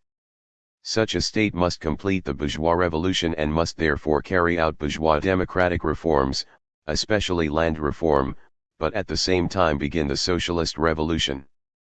All political parties that have supported the revolution are represented in a coalition arrangement, usually a People's Consultative Council, and in the People's Parliament. Although the Communist Party is recognized as the leading party because of its proven political leadership and capabilities in the revolution and its command of the Revolutionary Army, it makes it a point to continue encouraging the participation of allies in governmental 133. Basic Principles of Marxism-Leninism, a primer responsibility because that is the necessary democratic and effective way of knowing problems, resolving differences, and uniting the people. Each one of the patriotic and progressive parties that continues to exist in a socialist society can propose any measure and contest the proposed measure of any other party. The Communist Party itself is bound to put its proposed measures under the test of a collective discussion. Persuasion is the rule among the representatives of the various currents of public opinion. But the coercive apparatuses of class dictatorship are applied on those who have no desire but to destroy or subvert the socialist society. There is yet no proletarian party that has won political power and built socialism without building an army and waging armed struggle. But certainly there are also proletarian parties that operate legally under the bourgeois state and are not any less revolutionary because they cannot overstep the immediate conditions under which they can still work for the immediate interests of the proletariat and people, and also under which they need to strengthen themselves, whatever the future may hold in the ever-recurrent crisis of imperialism and reaction. The Bolsheviks participated several times in the Duma even under Tsarist rule. The Communist Party of China went into a united front twice with the Kuomintang government. The Laotian 134. For scientific socialism, communists went into coalition with the neutralists and rightists in a certain period and then only with the neutralists in another period. In capitalist countries, Marxist-Leninist parties just like the revisionist parties operate legally. Every proletarian party and state must be guided by proletarian internationalism. But this does not mean that revolution can be imported or exported from one country to another. Every revolutionary struggle must take a national form because the proletariat in one country has to settle matters first of all with the bourgeoisie in the same country. The Communist Manifesto points this out. Marx and Engels observed that the revolutions of 1848 were not fought in vain, even as these called mainly for national independence. These pushed forward the conditions under which the proletariat of every country would struggle against the bourgeoisie within defined national limits. Proletarian internationalism was unthinkable in the conditions before 1848. The national struggles of the working class in various countries are the building blocks of proletarian internationalism. The socialist state is a defender of the sovereignty of the nation and people. Within its national boundaries, the class dictatorship of the proletariat has all the right to deal appropriately with the bourgeoisie or with any other local class, and ward off the aggression, intervention, inter 135. Basic principles of Marxism-Leninism, a primerference and other extraterritorial acts of an imperialist power. The assertion of national sovereignty and independence by the proletariat in power or not yet in power is a just weapon against imperialism. At this stage of world history, only the people within each country can best know their own situation and have the right to determine their destiny. The hegemonism of the United States or the Soviet Union today is an unjust imposition on other peoples. When the Soviet Union speaks of an international proletarian dictatorship, it is a complete violation and a gross distortion of the Marxist theory of class dictatorship and proletarian internationalism. No state whatsoever has the right to arrogate unto itself the right to determine the fate of other states or peoples. b. The socialist economy. The socialist economy has been made possible in world history by the growth of modern industry and the proletariat in capitalism. These forces of production outgrow and rend asunder the capitalist relations of production which have become their fetters. They therefore become liberated and can grow at an accelerated rate. In a socialist society, social or public ownership of the means of production replaces private ownership. The new relations of production are made 136. For scientific socialism to correspond to the social character of the means of production, the entire mode of production is revolutionized. The proletariat uses its political supremacy to wrest step by step all capital from the bourgeoisie, to centralize all instruments of production in the hands of the state, and increase the total productive forces as rapidly as possible. The Communist Manifesto lists down a number of measures for revolutionizing the mode of production in the most advanced countries, but at the same time point out that these measures will be different in different countries. These measures are the following. Abolition of private property in land and application of all rents of land to public purposes. A heavy progressive or graduated income tax. Abolition of all rights of inheritance. Confiscation of the property of all emigrants and rebels. Centralization of credit in the hands of the state, by means of a national bank with state capital and an exclusive monopoly. Centralization of the means of communication and transport in the hands of the state. Extension of factories and instruments of production owned by the state, the bringing into cultivation of wastelands, and the improvement of the soil generally in accordance with a general plan. 137. Basic principles of Marxism-Leninism, a primer equal liability of all to labor, establishment of industrial armies, especially for agriculture. Combination of agriculture with manufacturing industries, gradual abolition of the distinction between town and country, by a more equable distribution of the population over the country. Free education for all children in public schools. Abolition of children's factory labor in the present form. Combination of education with industrial production, etc. Marx's critique of the Gotha program shows how the total product of society is divided. There are the funds for 1. Wages, 2. Capital reproduction, 3. Public welfare, 4. Administration, and 5. Defense. The wage system is retained, but the essential difference between capitalism and socialism in this regard is that there are no more gross disparities in income and that the average level of income is deliberately made to rise above mere subsistence level. The surplus product, above wages, is no longer appropriated as private income by any exploiting class but used for capital reproduction, public welfare, administration, and defense. In the payment of wages, the principle to be followed is from each according to his ability, to each according to his deeds. There are wage or salary differentials according to differences in productivity. A manager or an engineer will still get a higher wage than a skilled worker, and the latter will get a higher wage than an unskilled worker. 138. For scientific socialism or apprentice. For some time, the industrial proletariat will get higher wages and more benefits than the peasants. But at the very start, steps are taken to remove the gross disparities in income in the old society.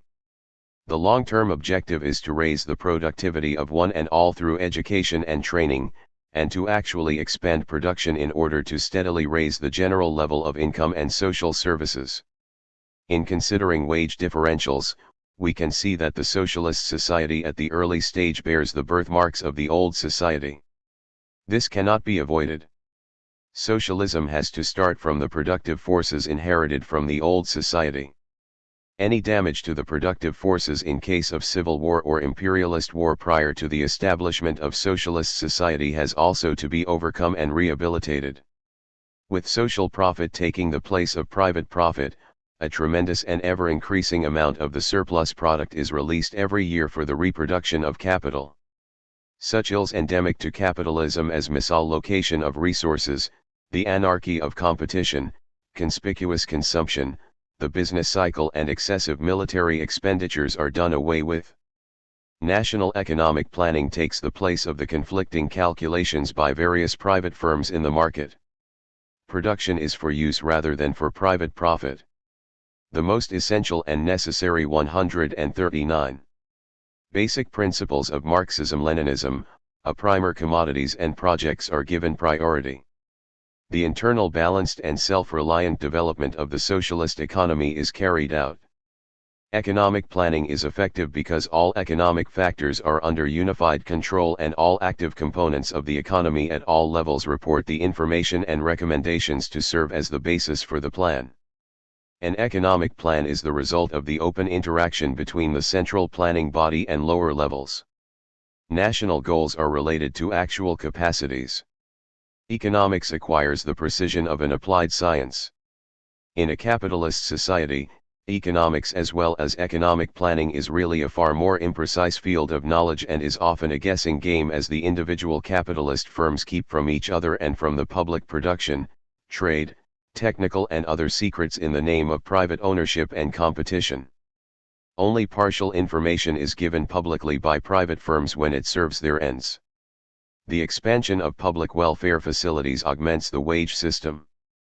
These include public schools, theaters, libraries, housing, healthcare, recreational facilities, means of transport and communications, electricity, and so on.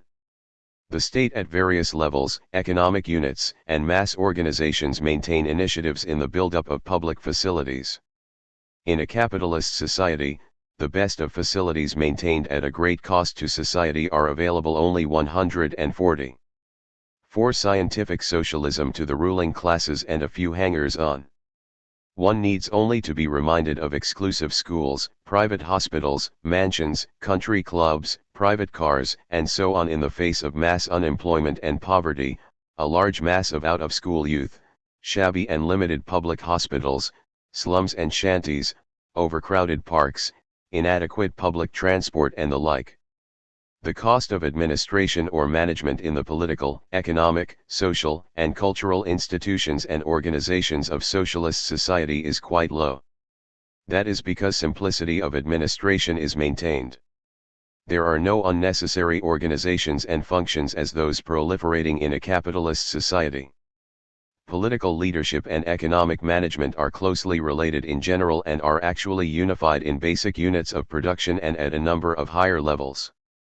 In a capitalist society, there is an administrative separation of government and the economy, and each side has a proliferation of unnecessary organs, offices, and functions. On the side of government, bureaucratism is the rule. On the side of the economy, there is the anarchy of production and marketing among a number of firms which are actually involved in the same line. Worst of all, exploitation of the working people is the rule. Defense is a necessary concern in socialist society, as we have already pointed out in our discussion of the dictatorship of the proletariat. Without 141 basic principles of Marxism-Leninism, a primer defense, socialist society would be destroyed by its internal and external enemies. But the cost of defense in such a society is relatively far smaller than in capitalist society. Especially in the case of imperialist powers, their military expenditures are astronomical in magnitude. Worst of all, the police and military forces are used for the purpose of repression and aggression. The military policy of a socialist state is truly defensive and is opposed to aggression from its own side or from another. The military forces are built according to the principle of the People's Army. In connection with the economy, military units are actually productive units, aside from being military, political, and educational units. Periodically beefing up the standing army, the youth are rotated into military service and training. The people in general are politicized and trained as militia units and are not detached from production. With the exception of the eastern part of Germany, which was mainly agricultural, none of the major capitalist countries has yet become socialist. So far only the weakest capitalist country, Russia, became socialist in the wake of World War I. It is obvious that the sheer high development of a capitalist society does not automatically lead it to socialism. On the contrary, a strong capitalist country when afflicted with crisis is in a better position than a weak capitalist country to pass on the burden of crisis to others and prevent the over 142. For scientific socialism throw of its bourgeoisie by force and deception. Thus, Marx and Engels never declared that the more advanced a capitalist country is the more it would become socialist, although they recognized that the forces of production available there would be the best possible basis for socialism. The socialist countries that have so far arisen and developed can best be appreciated by knowing their starting point and how far they have advanced from there in so short a time. Socialism on the stage of world history is still in its early stage, and yet its achievements are already astounding. The first socialist country, Russia, was the weakest link in the chain of imperialist powers. It had the rudiments of a capitalist economy, especially the production of steel, coal, oil, textiles, and the like. But its few large cities were surrounded by a vast countryside where feudal and semi-feudal relations still existed. Moreover, it suffered greatly from the effects of Tsarist participation in World War I, a civil war and the war of intervention waged by all the capitalist powers. As soon as the Bolsheviks were able to win power, the socialist revolution began with the nationalization of land and all major industries in Russia. The Soviets, committees of workers, peasants, and soldiers, took charge of the economy. But because of continuous warfare, production was often disrupted and requisitioning from producers and rationing to the people became the rule. 143. Basic principles of Marxism-Leninism. A primer socialist Russia could survive only by relying on the people and playing off the capitalist powers against each other. After the war of intervention by several capitalist powers, the main point was to reconstruct and revive production immediately, even if it meant taking a pause in the drive to socialize the means of production. Thus, the new economic policy was decided on to give concessions to rich peasants, small and middle entrepreneurs and traders.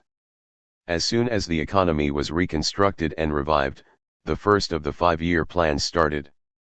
As the pioneering socialist country, Russia found it necessary to put the stress on heavy and basic industries.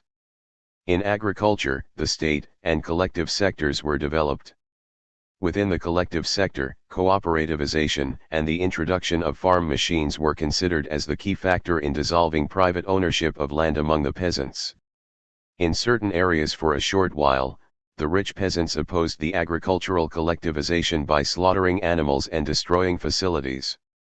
But the combination of socialist industry and the agricultural collectivization and mechanization prevailed. To get new technology from abroad, Russia during the 1920s dealt with private American companies which were hungry for expanded sales, and also with the continental European countries which continued to suffer from economic 144. 4. Scientific socialism crisis. Great Britain, the number one defender of capitalism then, was the most stubborn in opposing the growth of socialism in Russia. In the 1930s, because of the Great Depression, Soviet trade with the capitalist countries expanded tremendously. But in the total effort at developing socialism, the benefits from foreign trade constituted a small and supplementary part. It was the great political and economic mobilization of the people that built socialism. By the time that Germany invaded the Soviet Union, the industrial and agricultural capacity of the latter had already been developed in depth. Even as the invaders occupied large chunks of Soviet territory, the Red Army could build up the strength to roll them back. The American Lend-Lease came late and was a mere drop in the bucket compared to the armaments turned out by Soviet industries. The Soviet counter-offensive against the German war machine was the most decisive factor in defeating Nazi Germany and the scourge of fascism and liberating the people of Europe and beyond. As a result, people's democracies and socialism could be established in Eastern Europe and East Germany. The biggest blow that capitalism and imperialism suffered in the aftermath of World War II was the liberation of China. Socialism arose and the capitalist spheres of influence could no longer be restored. The country with the 145 basic principles of Marxism-Leninism, a primer biggest population went out of the orbit of capitalist exploitation. Free distribution of land to the landless tillers was thoroughly carried out all over China. The modern industries, capitalist farms, and sources of raw materials were taken over by the state. These immediately placed the state in a commanding position in the entire economy. These had been owned by the imperialists and comprador big bourgeoisie before liberation. In the case of imperialists like the British and French, who were willing to negotiate payment for their assets, China accommodated them and made a satisfactory settlement. They stood to gain more from continued trade than demanding high compensation or the right to own property within China. On the other hand, the United States took the attitude of rabid anti-communism at all costs and declared a policy of embargo on China. Practically all capitalists closely tied up with the Chiang ruling clique fled China, and there was absolutely no reason to talk business with them. As they were traders and participants in corruption in government, their properties were liable for seizure. But capitalists who supported the anti-Japanese struggle and also the struggle for liberation were given concessions. They were encouraged to enter into joint venture arrangements, the so-called joint state-private enterprise, with the government. The main inter 146. For scientific socialism est of the state was to keep the industries going and expanding, without any disruption, especially because the work of reconstruction coincided with the Korean War. Eventually, after some years, the policy was adopted to freeze private capital and to give the capitalists fixed interest payments rather than profits.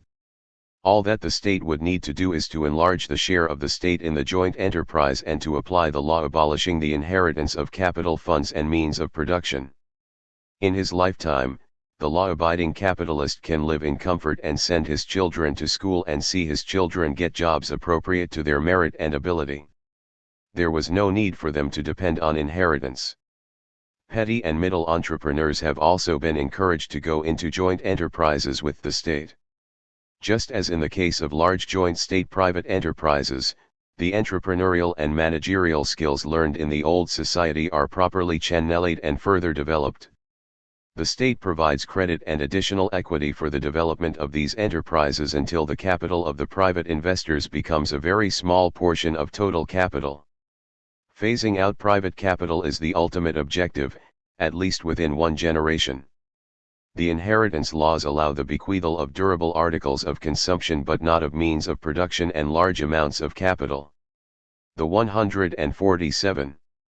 Basic principles of Marxism-Leninism, a primer. Petty and middle entrepreneurs are assured, as were the bigger entrepreneurs, that their children get free education and appropriate jobs within socialist society. After the distribution of land in land reform, agricultural cooperation rose from the stage of mutual aid and labor exchange through the stage of cooperatives to the stage of the people's communes. Dissolution of private ownership of land among the peasants was done through the development of cooperatives, capital construction, introduction of machinery, development of rural industries and side occupations and absorption of peasants trained to become workers into modern industries beyond the commune level. Ownership of the redistributed land would pass from individual ownership to shares in the cooperative and further on to the commune at its highest level of development. Apart from the land worked in common at the commune, the peasants were allotted private plots on which they could produce what they want and which they could dispose of in any manner to augment their incomes. There are free markets where they can sell their surplus private produce. The long-term objective of any socialist society is to develop the forces of production to the point that all industries and agriculture are along the line of modern industry and are under public ownership. One 5-year plan after another has 148. For scientific socialism been adopted and carried out to rapidly develop a modern economy. Improving on the Soviet experience, the Chinese assert that agriculture is the base of their socialist economy while industry is the leading factor and have been consciously developing light industries to address immediate consumer and producer needs and bridge the gap between heavy industries and agriculture. Pricing policy has been used consistently to ensure rising income for the peasants, though still lower by some small degree than that of the proletariat on the basis of productivity. It took China only 3 years to reconstruct itself from the ravages of the last World War and the Civil War. This was accomplished despite the requirements for the Chinese volunteers in the Korean War. From 1952 to 1958, the basic socialist transformation of the relations of production was accomplished. At the same time, the forces of production grew rapidly. China made still larger strides in all-round economic development by following the strategic line of the Great Leap Forward. This enabled China to overcome the natural calamities, the imperialist blockade and the Soviet revisionist sabotage of hundreds of industrial projects. Because it pushed socialist development forward, it was viciously attacked as a failure by the capitalist West and the Soviet Union. 149.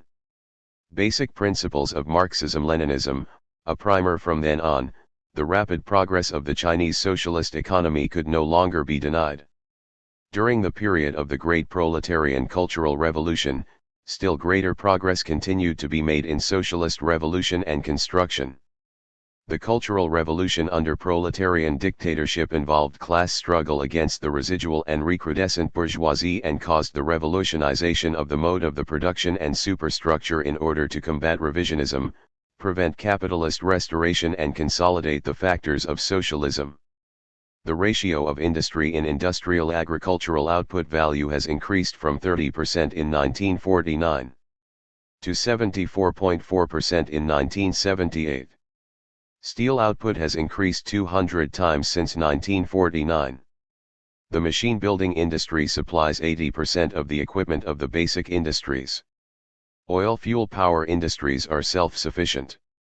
Grain output has increased 2.5 times since 1949, and cotton output, 4.9 times since 1949. With its present drive for modernization of industry, agriculture, science, and defense, China expects that in another 2 decades it shall be in the front ranks with the United States and the Soviet Union. Its industrial capacity has already gone past the level of Great Britain.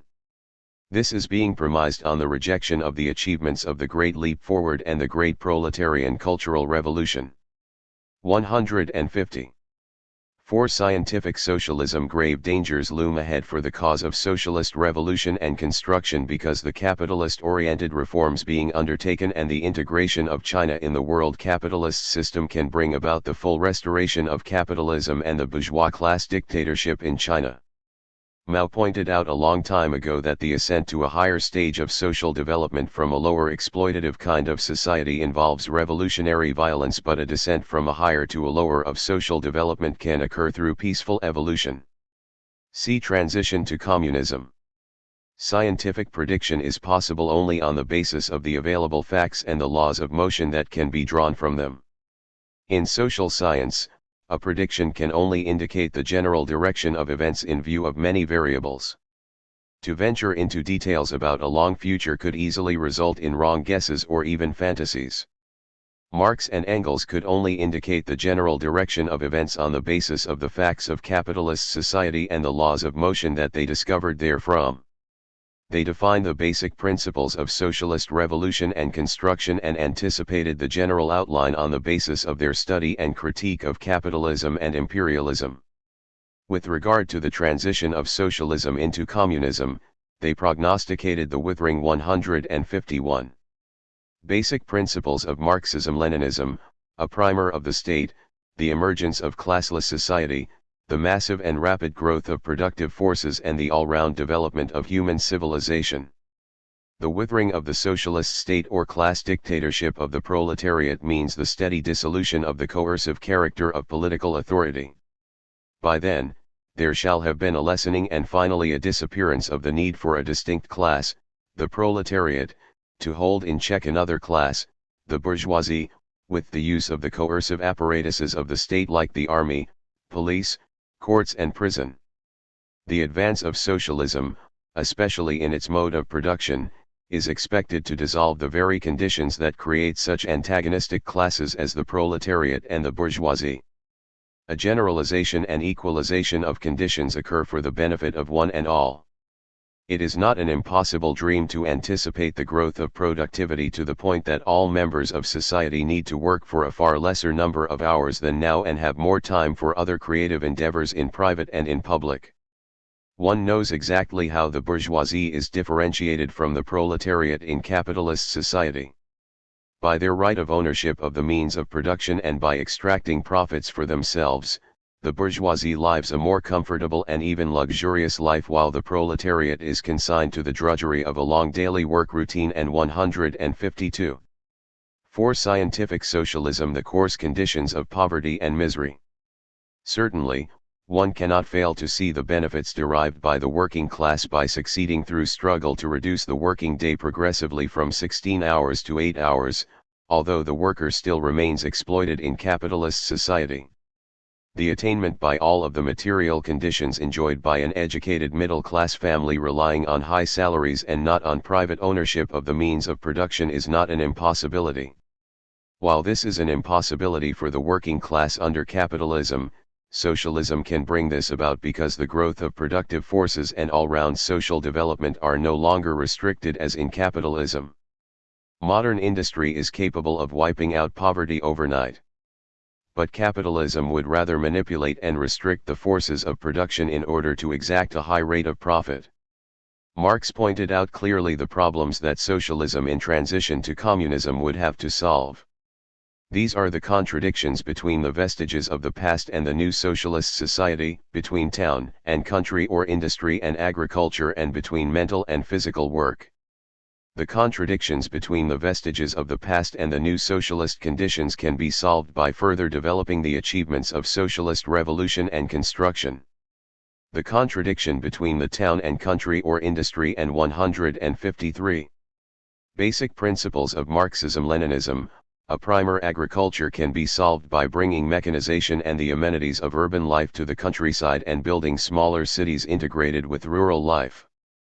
The contradiction between physical and mental work can be solved by expanding educational and other cultural facilities, increasing real wages and reducing the workday for all.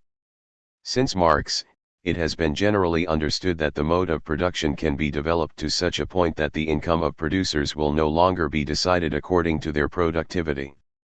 There will be such a superabundance of public facilities and articles of consumption that it will become embarrassing for anyone to talk or think of being deprived and disadvantaged regarding these things. By then, the principle of distribution in society shall have become from each according to his ability, to each according to his needs. Needs here means all kinds: economic, social, cultural, and so on. The productive level of society is such that the satisfaction of needs will no longer be restricted by one's earning capacity. There is the reactionary argument that in socialist society people would become lazy because they can never hope to own the means of production. Those who argue this way forget that in an exploiting society like capitalism it is those who work the hardest who do not own any means of production. And it is those who do no work that own these. 154. For scientific socialism there is as well the argument that in communist society people would also become lazy because all their needs will be satisfied. Those who argue this way think that money grubbing in capitalist society is the best possible kind of life. These are certainly more worthwhile challenges and more fulfilling endeavors than working for one's subsistence. People do not become so much more stupid when their daily necessities are satisfied that they would refuse or fail to do their assigned work at greatly reduced hours. In fact, work is no longer a drudgery in communist but a joy like study or sports. The logic and pretensions of the bourgeoisie should not be confused with the communist milieu. In communist society, the average man has the opportunity to develop a well-integrated personality by daily having enough time for work, study, and leisure which may be used for cultural activity, entertainment, sports, further study or scientific experimentation. The law of contradiction will continue to operate in communist society. It will have its own problems to solve. For one thing, the struggle to understand, wisely use and harmonize with nature will continue. There will be a struggle between correct and incorrect ideas and between the old and the new.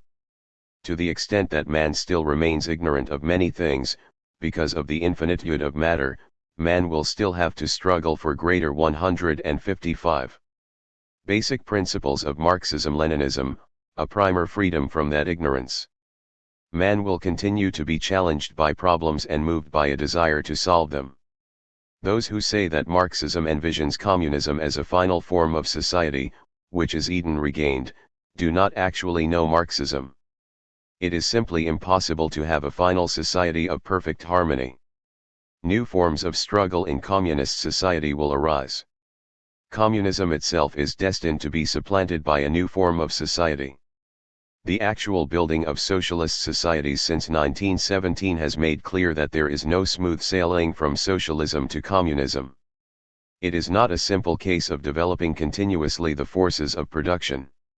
The development of the socialist mode of production is indeed the basic part of the preparation for communist society. But there are problems involving the class dictatorship of the proletariat and the entire superstructure of society.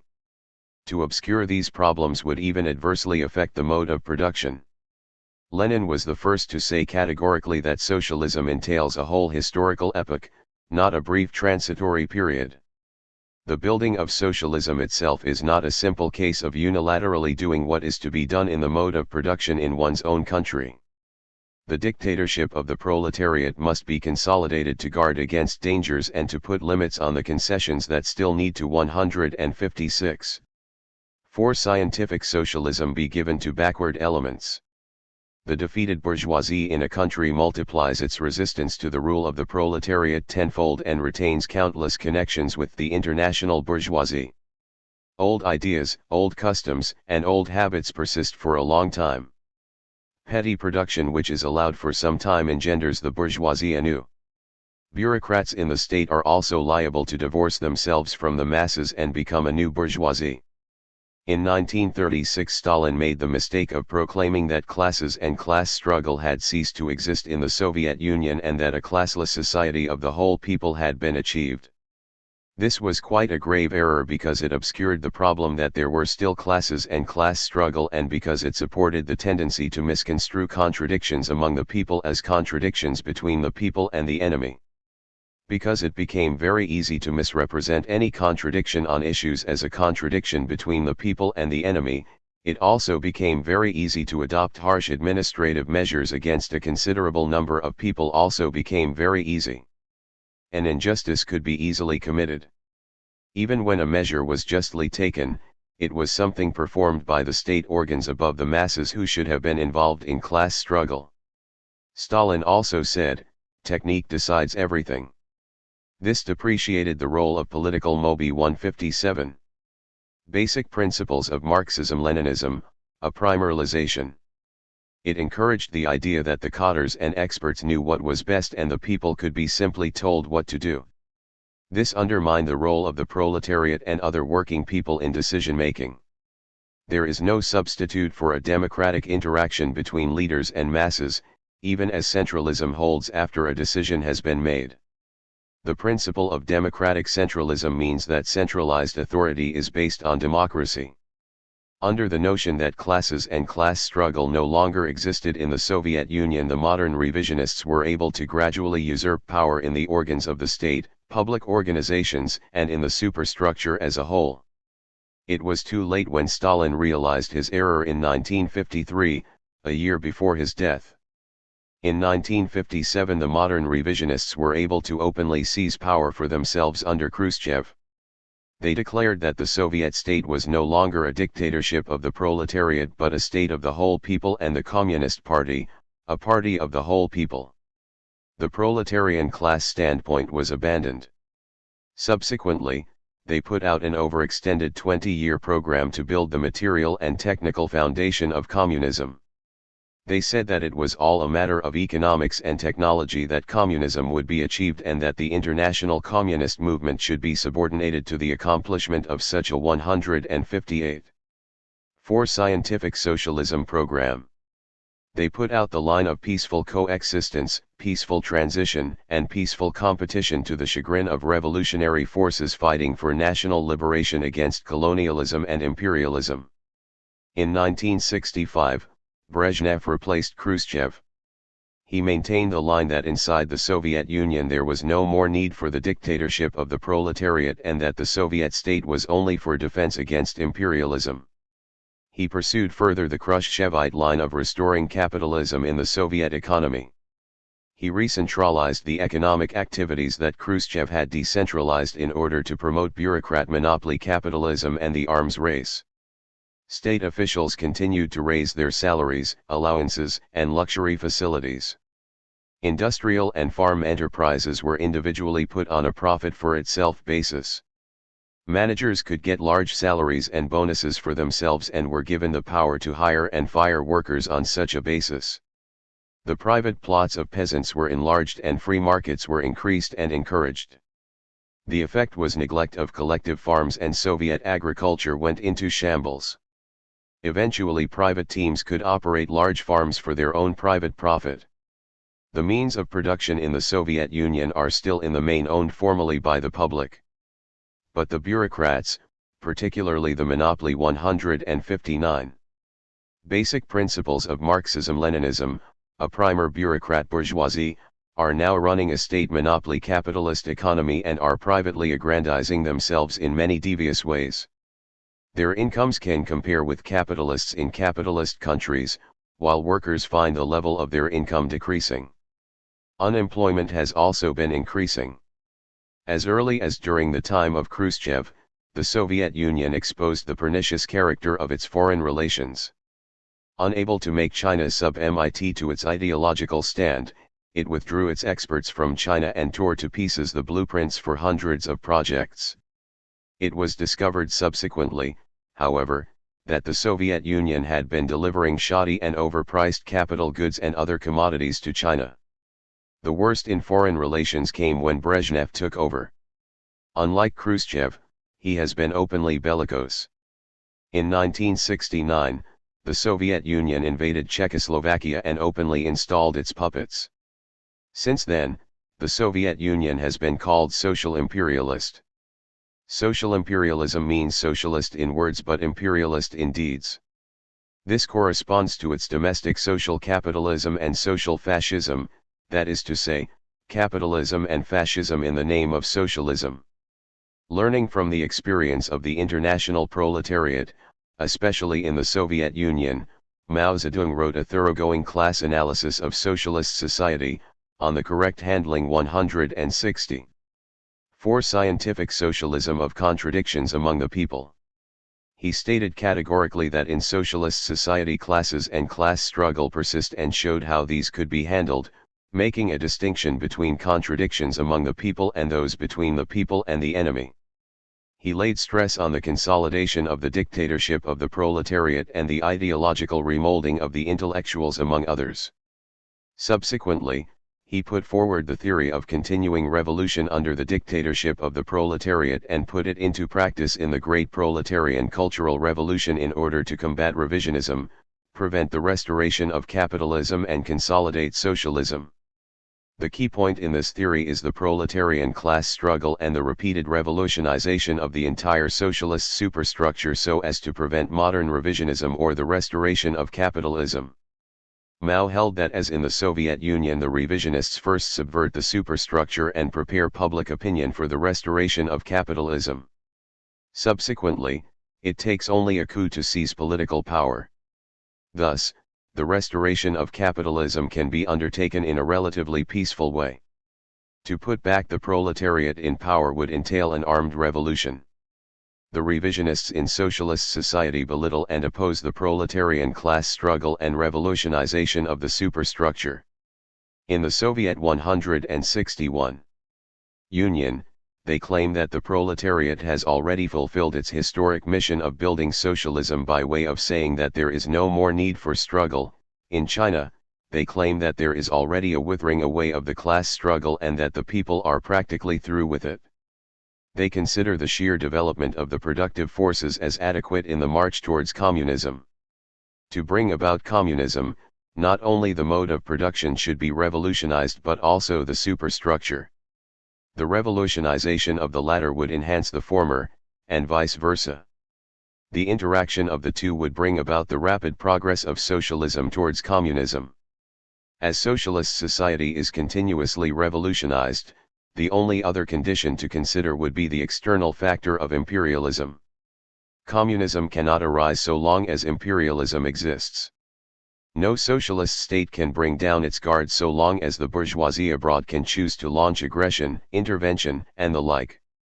An important objective of the theory of continuing revolution under the proletarian dictatorship is also to frustrate the hope of the imperialists that on the third or fourth generation after a successful revolution there is a restoration of the old society. Imperialism is definitely declining. But the rise of modern revisionism can result in the restoration of capitalism and in the temporary defeat of the for scientific socialism socialist cause. The restoration of capitalism in the Soviet Union and elsewhere does not really reinforce the world capitalist system but can aggravate its crisis in the long run. The phenomenon of modern revisionism and the gradual restoration of capitalism can afflict the former socialist countries and can result in worse conditions for exploitation and oppression for the working people of the world.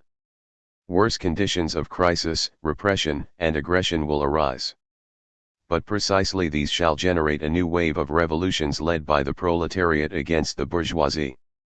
The epical struggle between the proletariat and the bourgeoisie will continue until imperialism is defeated and the cause of socialism can advance towards communism.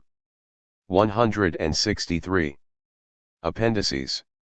Appendix 1, Pre-Marxist Materialism and Idealism. In the history of Western philosophy, there has been a constant struggle between materialism and idealism. The starting point of materialism is matter going on to consciousness. That of idealism is consciousness. The objective idealist goes so far as to say that consciousness, in the form of supernatural beings, is capable of independent existence from material reality. The subjective idealist affirms only that which is humanly perceivable and denies or doubts the existence of God, but at the same time has the same attitude towards the material object. Rudimentary materialism dominated pre-Socratic philosophy, with its proto-scientific hypothesis. The rudimentary materialist in the pre-Socratic period who is most appreciated by Marxists is Heraclitus for his hypothesis on the process of change internal to matter. In post-Socratic philosophy, idealism as propounded by Plato and Aristotle prevailed. Plato posited that a hierarchy of ideas topped by the absolute idea is the original reality from which things are mere copies. Although he engaged in more empirical studies, Aristotle also posited that substantial forms take precedence over matter. However, he pointed out that the form resides in material things. 165. Basic Principles of Marxism-Leninism, a primer. Although Plato and Aristotle prevailed in the post-Socratic period, the materialist philosopher Democritus taught the hypothesis that atoms are the building blocks of matter. He is the other rudimentary materialist most appreciated by Marxists. In the Middle Ages, from the 5th to the 13th century, adoption of Platonic metaphysics, through the writings of Plotinus, by Augustine into Christian theology prevailed. In its purest form, this was called realism, which posited that the universal idea precedes the thing. Opposed to it was nominalism, which asserted that the universal idea as name comes after the thing. As if to strike a balance between the two, Aquinas adopted Aristotelianism into Christian theology. In the 13th century this would only serve to increase the philosophic ferment within the Church. Nominalism would later develop into Occamism, verging on the empiricism of the modern era. William of Ockham advocated the discarding of realism because it created too many things from one thing. For instance, if you have one horse before you, you could speak of its animalness. That is supposed to be one ideal entity. Then you can speak of horseness, that is another entity.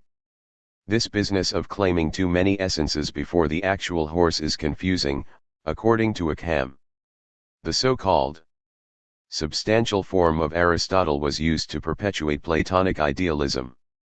166. Appendices.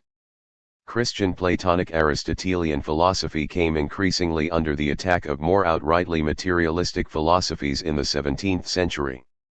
These coincided with the series of scientific experimentations of Copernicus, Galileo, Newton, etc.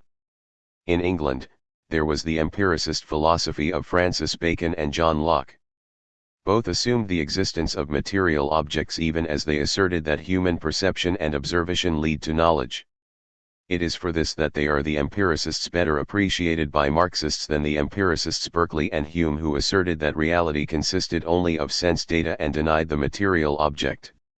In 17th century continental Europe, it was rationalist philosophy which emerged, spearheaded by René Descartes, who affirmed the existence of matter as the object of scientific investigation and cast doubts on the philosophic authority of the Church beyond the spiritual realm. He depicted the universe as a clock made by God to run on its own. In the 18th century, the philosophes of France ranged from the deistic rationalism of Voltaire to the atheistic, mechanical materialism of Holbach.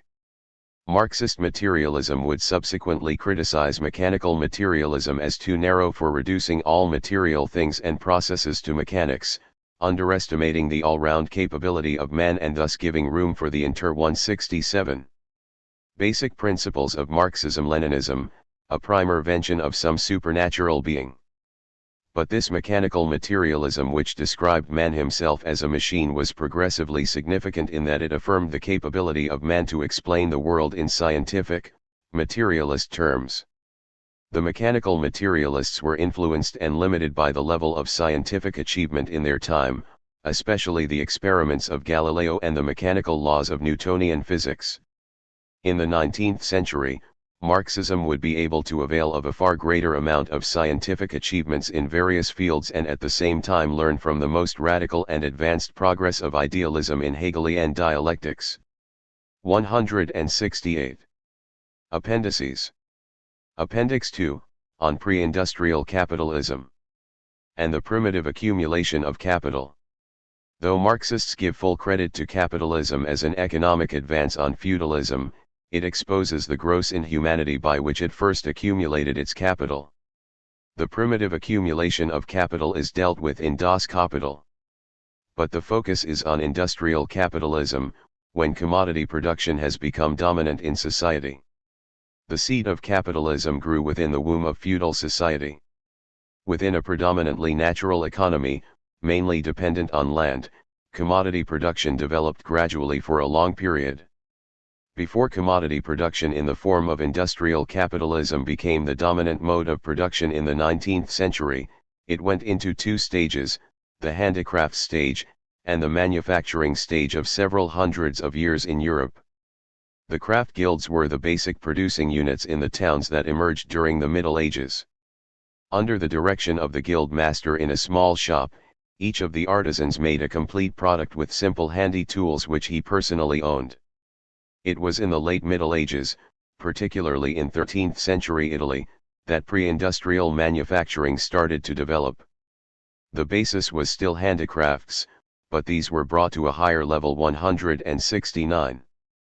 Basic Principles of Marxism-Leninism, a primer of productive organization or division of labor. Day in and day out a set of workers would do one limited part of the whole process as other sets of workers did their respective parts of the whole process. Production was faster and larger in scale in comparison to the craft guild. As manufacturing gained ground, the craft guilds were elbowed out. The artisans lost hold of their petty tools and were compelled to join the assembly line in the factory system. Manufacturing matured and started to glide into industrial capitalism in the late 18th century. This was hastened by new inventions like the steam engine and spinning jenny. The handicraft and manufacturing stages may be lumped together as the period of the primitive accumulation of capital. The historical origins of the industrial capitalist class and the working class could be traced to this. The manufacturing capitalist effectively deprived the artisan of his tools and amassed capital from the most inhuman forms of exploitation. The period of the primitive accumulation of capital did not simply mean the adoption of more efficient means and organization of production. There is a whole expanse of inhuman exploitation perpetrated by the manufacturer and merchant. In the factory system, men, women, and children were made to work for as long as 16 to 18 hours on the average and even 20 hours in extreme 170 cases. Down to the first half of the 19th century, this work time standard was extended. The wages were extremely low so that even children far less than 10 years old had to work. The workplace was unsanitary and so cramped that workers could easily be killed or injured by machines. Physical punishments were inflicted on workers. Their living quarters were like pigsties. The growth of pre-industrial manufacturing caused the enclosure movement. Peasants were forced out of the land as this was turned into pasture lands for sheep, wool was the object of interest, and specialized production of technical crops, cotton, beet, potato, etc. As the peasants were forced out of the land, they had to compete for jobs from the manufacturers. There were always too many for a few jobs, thus depressing their wage conditions. Paupery and banditry were rampant from the 16th century onwards. Large-scale peasant rebellions also occurred in the 17th century. The manufacturing class and the feudal monarch cooperated in carrying out a mercantilist policy. The manufacturer was interested in the consolidation of the national market against competitors in other countries and also against unruly feudal barons who exacted tolls at so many points on the road and in waterways. The interest of the manufacturer coincided with the king's interest in a consolidation of his political power and in financial support from the manufacturers and merchants for his wars.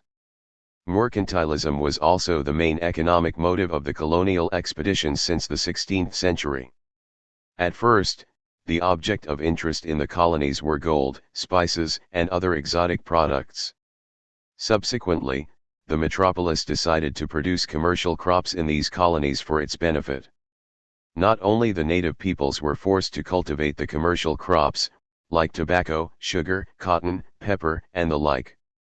But in South and North America, where there was a shortage of native Indians willing to work under the whip, slaves had to be gotten from Africa by force by all the colonial powers.